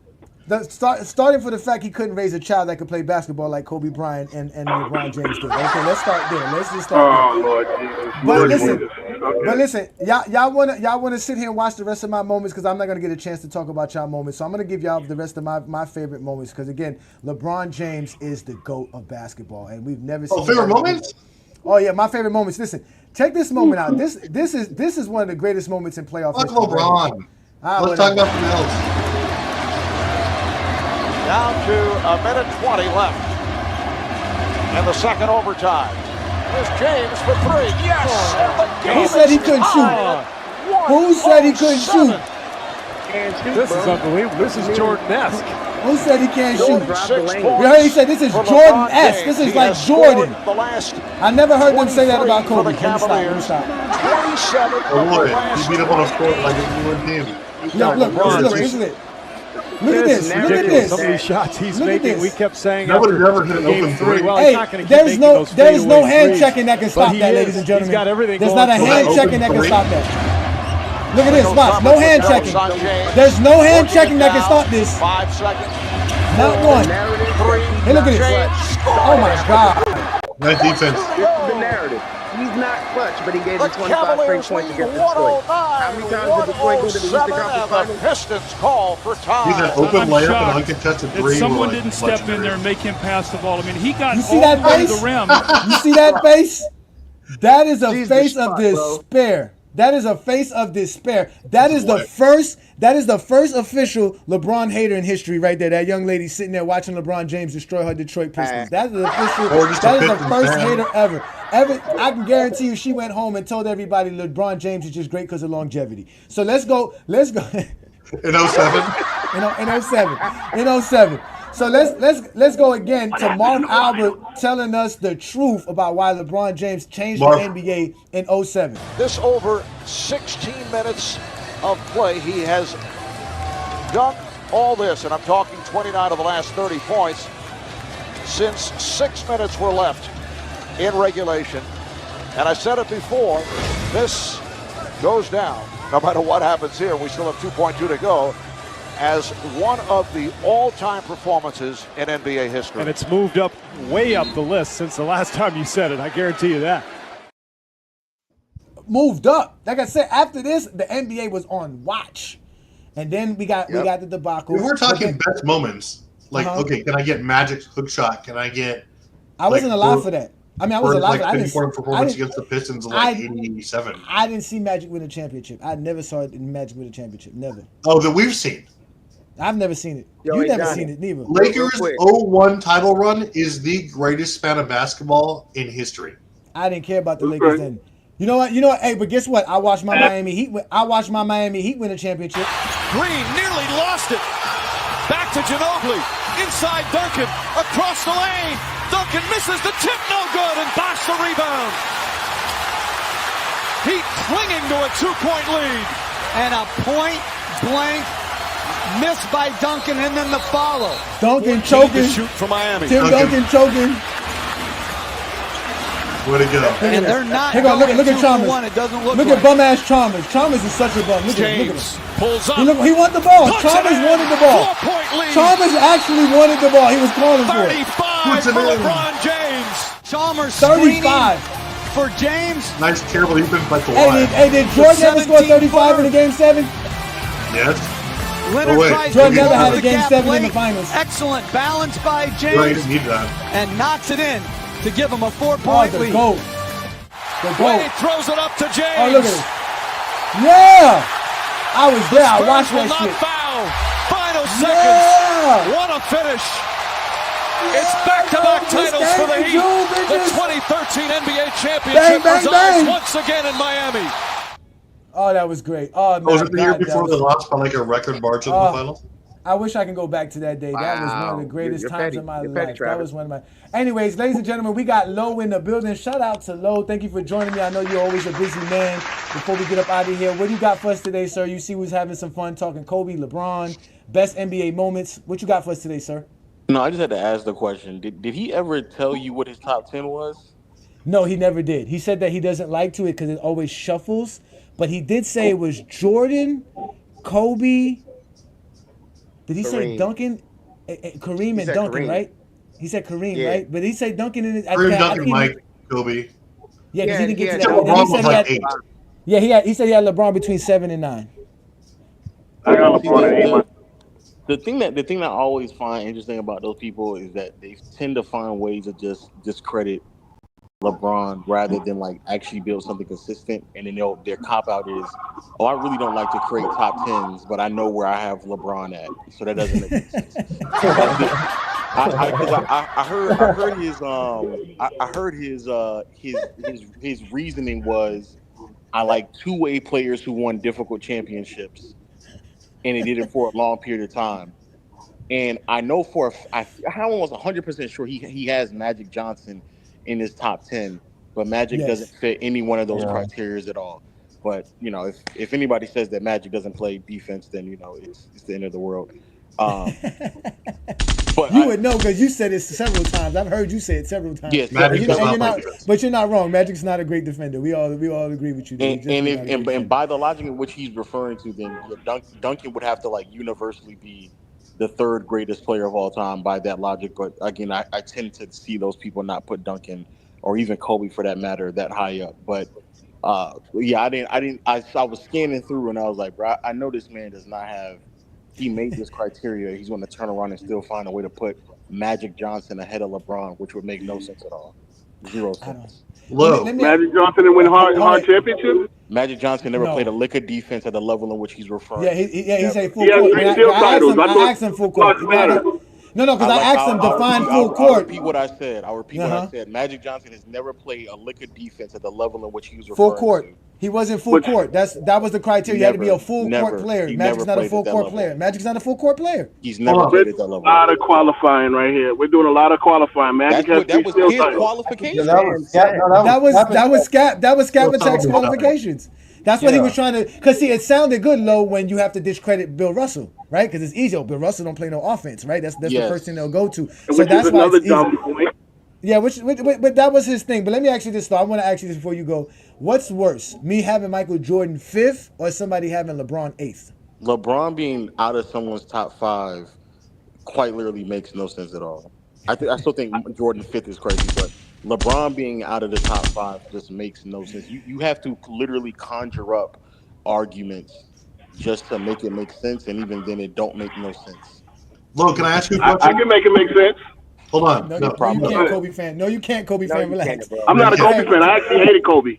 I'm very objective. All right, let's let Travis ask this question so Logan get about his night. Yeah. Loki, I'm a big fan of you, man, and I would love to debate you sometime at FYS Sports. Just it would be an honor to me. Not because I have any particular beef with you. I think you're a fountain of knowledge. I would love to do it. Yeah. Oh, y'all didn't know? Y'all didn't know? FYF was taken over by GJK. Y'all didn't know that? Ain't no more Lamont. I got Lamont tied up in a basement down here in Miami. Ain't no more FYF. It's GOAT James Kingdom now. What y'all talking about, man? Ain't no FYF no more.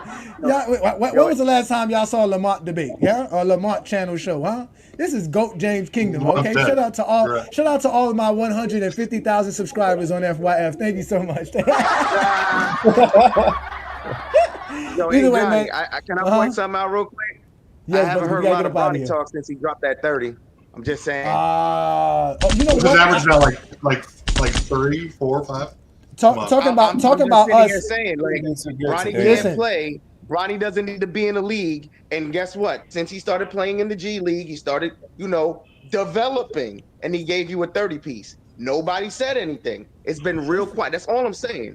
It's been real quiet in these YouTube It hasn't been quiet. After Bronny dropped this 30. You got to come to our Facebook group. Brandon posted something about that yesterday, and we already got over 2 million people that seen the post. And it's going crazy viral on Facebook. I don't know what it was about that post. The picture's foul. It's not foul. It's funny. It's hilarious. Everybody needs a little bigger sugar here and there in their life. Come on, man. Anyways, I want to thank Lo for showing up. I appreciate you, Lo. You want to plug anything you doing recently? Anything you got? Any events? No, that's it. I'm gonna go back and rewatch the VOD a little bit to see what was being said. But I know I kind of already have a gist of the shenanigans that were being said, so I don't really know if it's gonna be. It was actually Kobe number 2, but he's not. Yeah, no. Yeah, that was crazy. To have Kobe number 2 and say he's not in the GOAT debate is kind of crazy. But again, it was something that I set up with him yesterday, so there was really no topic. Today's show was about, your favorite NBA moments as an NBA fan growing up, and I obviously brought up my moments, and he talked about his. So we ended up talking about Kobe and LeBron, which I didn't think. I thought we were going to go to Jordan and LeBron throughout the conversation. So I thought it was refreshing, and it was definitely something new for what we do here in GOAT James Kingdom, and it was good. He made some good cases for Kobe. Yeah, he made some good points for Kobe. I'm not even gonna lie, and I'm glad that I was able to have a discourse with somebody without having to put him in the dugout. So that was great. So that was wonderful. So again, ladies and gentlemen, it's been a great Friday night. I want to thank Lo. I want to thank Scab Attack, because you guys are big time guys. You guys have such a big schedule. You don't have to take your time to sit here and talk to me. So I appreciate you two gentlemen. Also want to thank my GOAT James Kingdom members. We got Travis, Ishmael, Juan Boyd, Twin Man. You guys have always been great supporters of what we do here. Ro, thank you for showing up as a panelist. Check out the GOAT James Kingdom membership. If you're not a membership, make sure you subscribe to our channel, hit that like button, hit that ring notification, because you guys know we do it best here in GOAT James Kingdom, and we do it like nobody else does it, because again, we are the Clutch Sports Hitmen. Brandon and I don't play games with none of y'all. We come out here and talk the game of basketball like none other. So if you want to catch us, come see us every Sunday, noon Eastern time, right here on the GOAT James Kingdom platform, where Brandon and I go live every Sunday noon. Also, check out the GOAT James Kingdom membership, where you get special perks for being a member of our channel. We got we got hats and t-shirts, merchandise. We help guys create their own graphs and videos as well. We got special content, exclusive material for our GOAT James Kingdom member. There's several tiers to what we do here in GOAT James Kingdom, so check out our GOAT James Kingdom membership, because again, ladies and gentlemen, we do the best things when we talk about playing the game of basketball. We prove why LeBron's the GOAT by using stats, accolades, and achievements. And if you want to use our eye test, it's not even going to go well for you as well, because we could explain what we see when we talk about LeBron being the GOAT. But tonight was a great, wonderful show. I am Ajani the Exposer. I do this every Friday night. We were having a special Friday the 13th episode, where I was actually able to have a conversation with Scab Attack. So shout out to Scab Attack. As we all know, he has a big platform. I call him Scab Attack, Scap Attack. So shout out to him. And again, shout out to everybody who showed up on the platform. Shout out to Lamont. Shout out to Herm. Thank you for joining me. Again, ladies and gentlemen, this is the GOAT James Kingdom platform. I'm Ajani Exposer. I'm about to get up out of here. Y'all enjoy the rest of your evening. If you're a basketball fan and you're tired of basketball shows that talk about fake narratives and using non-basketball terms like killer instinct, playoff translation, gravity, come to GOAT James Kingdom.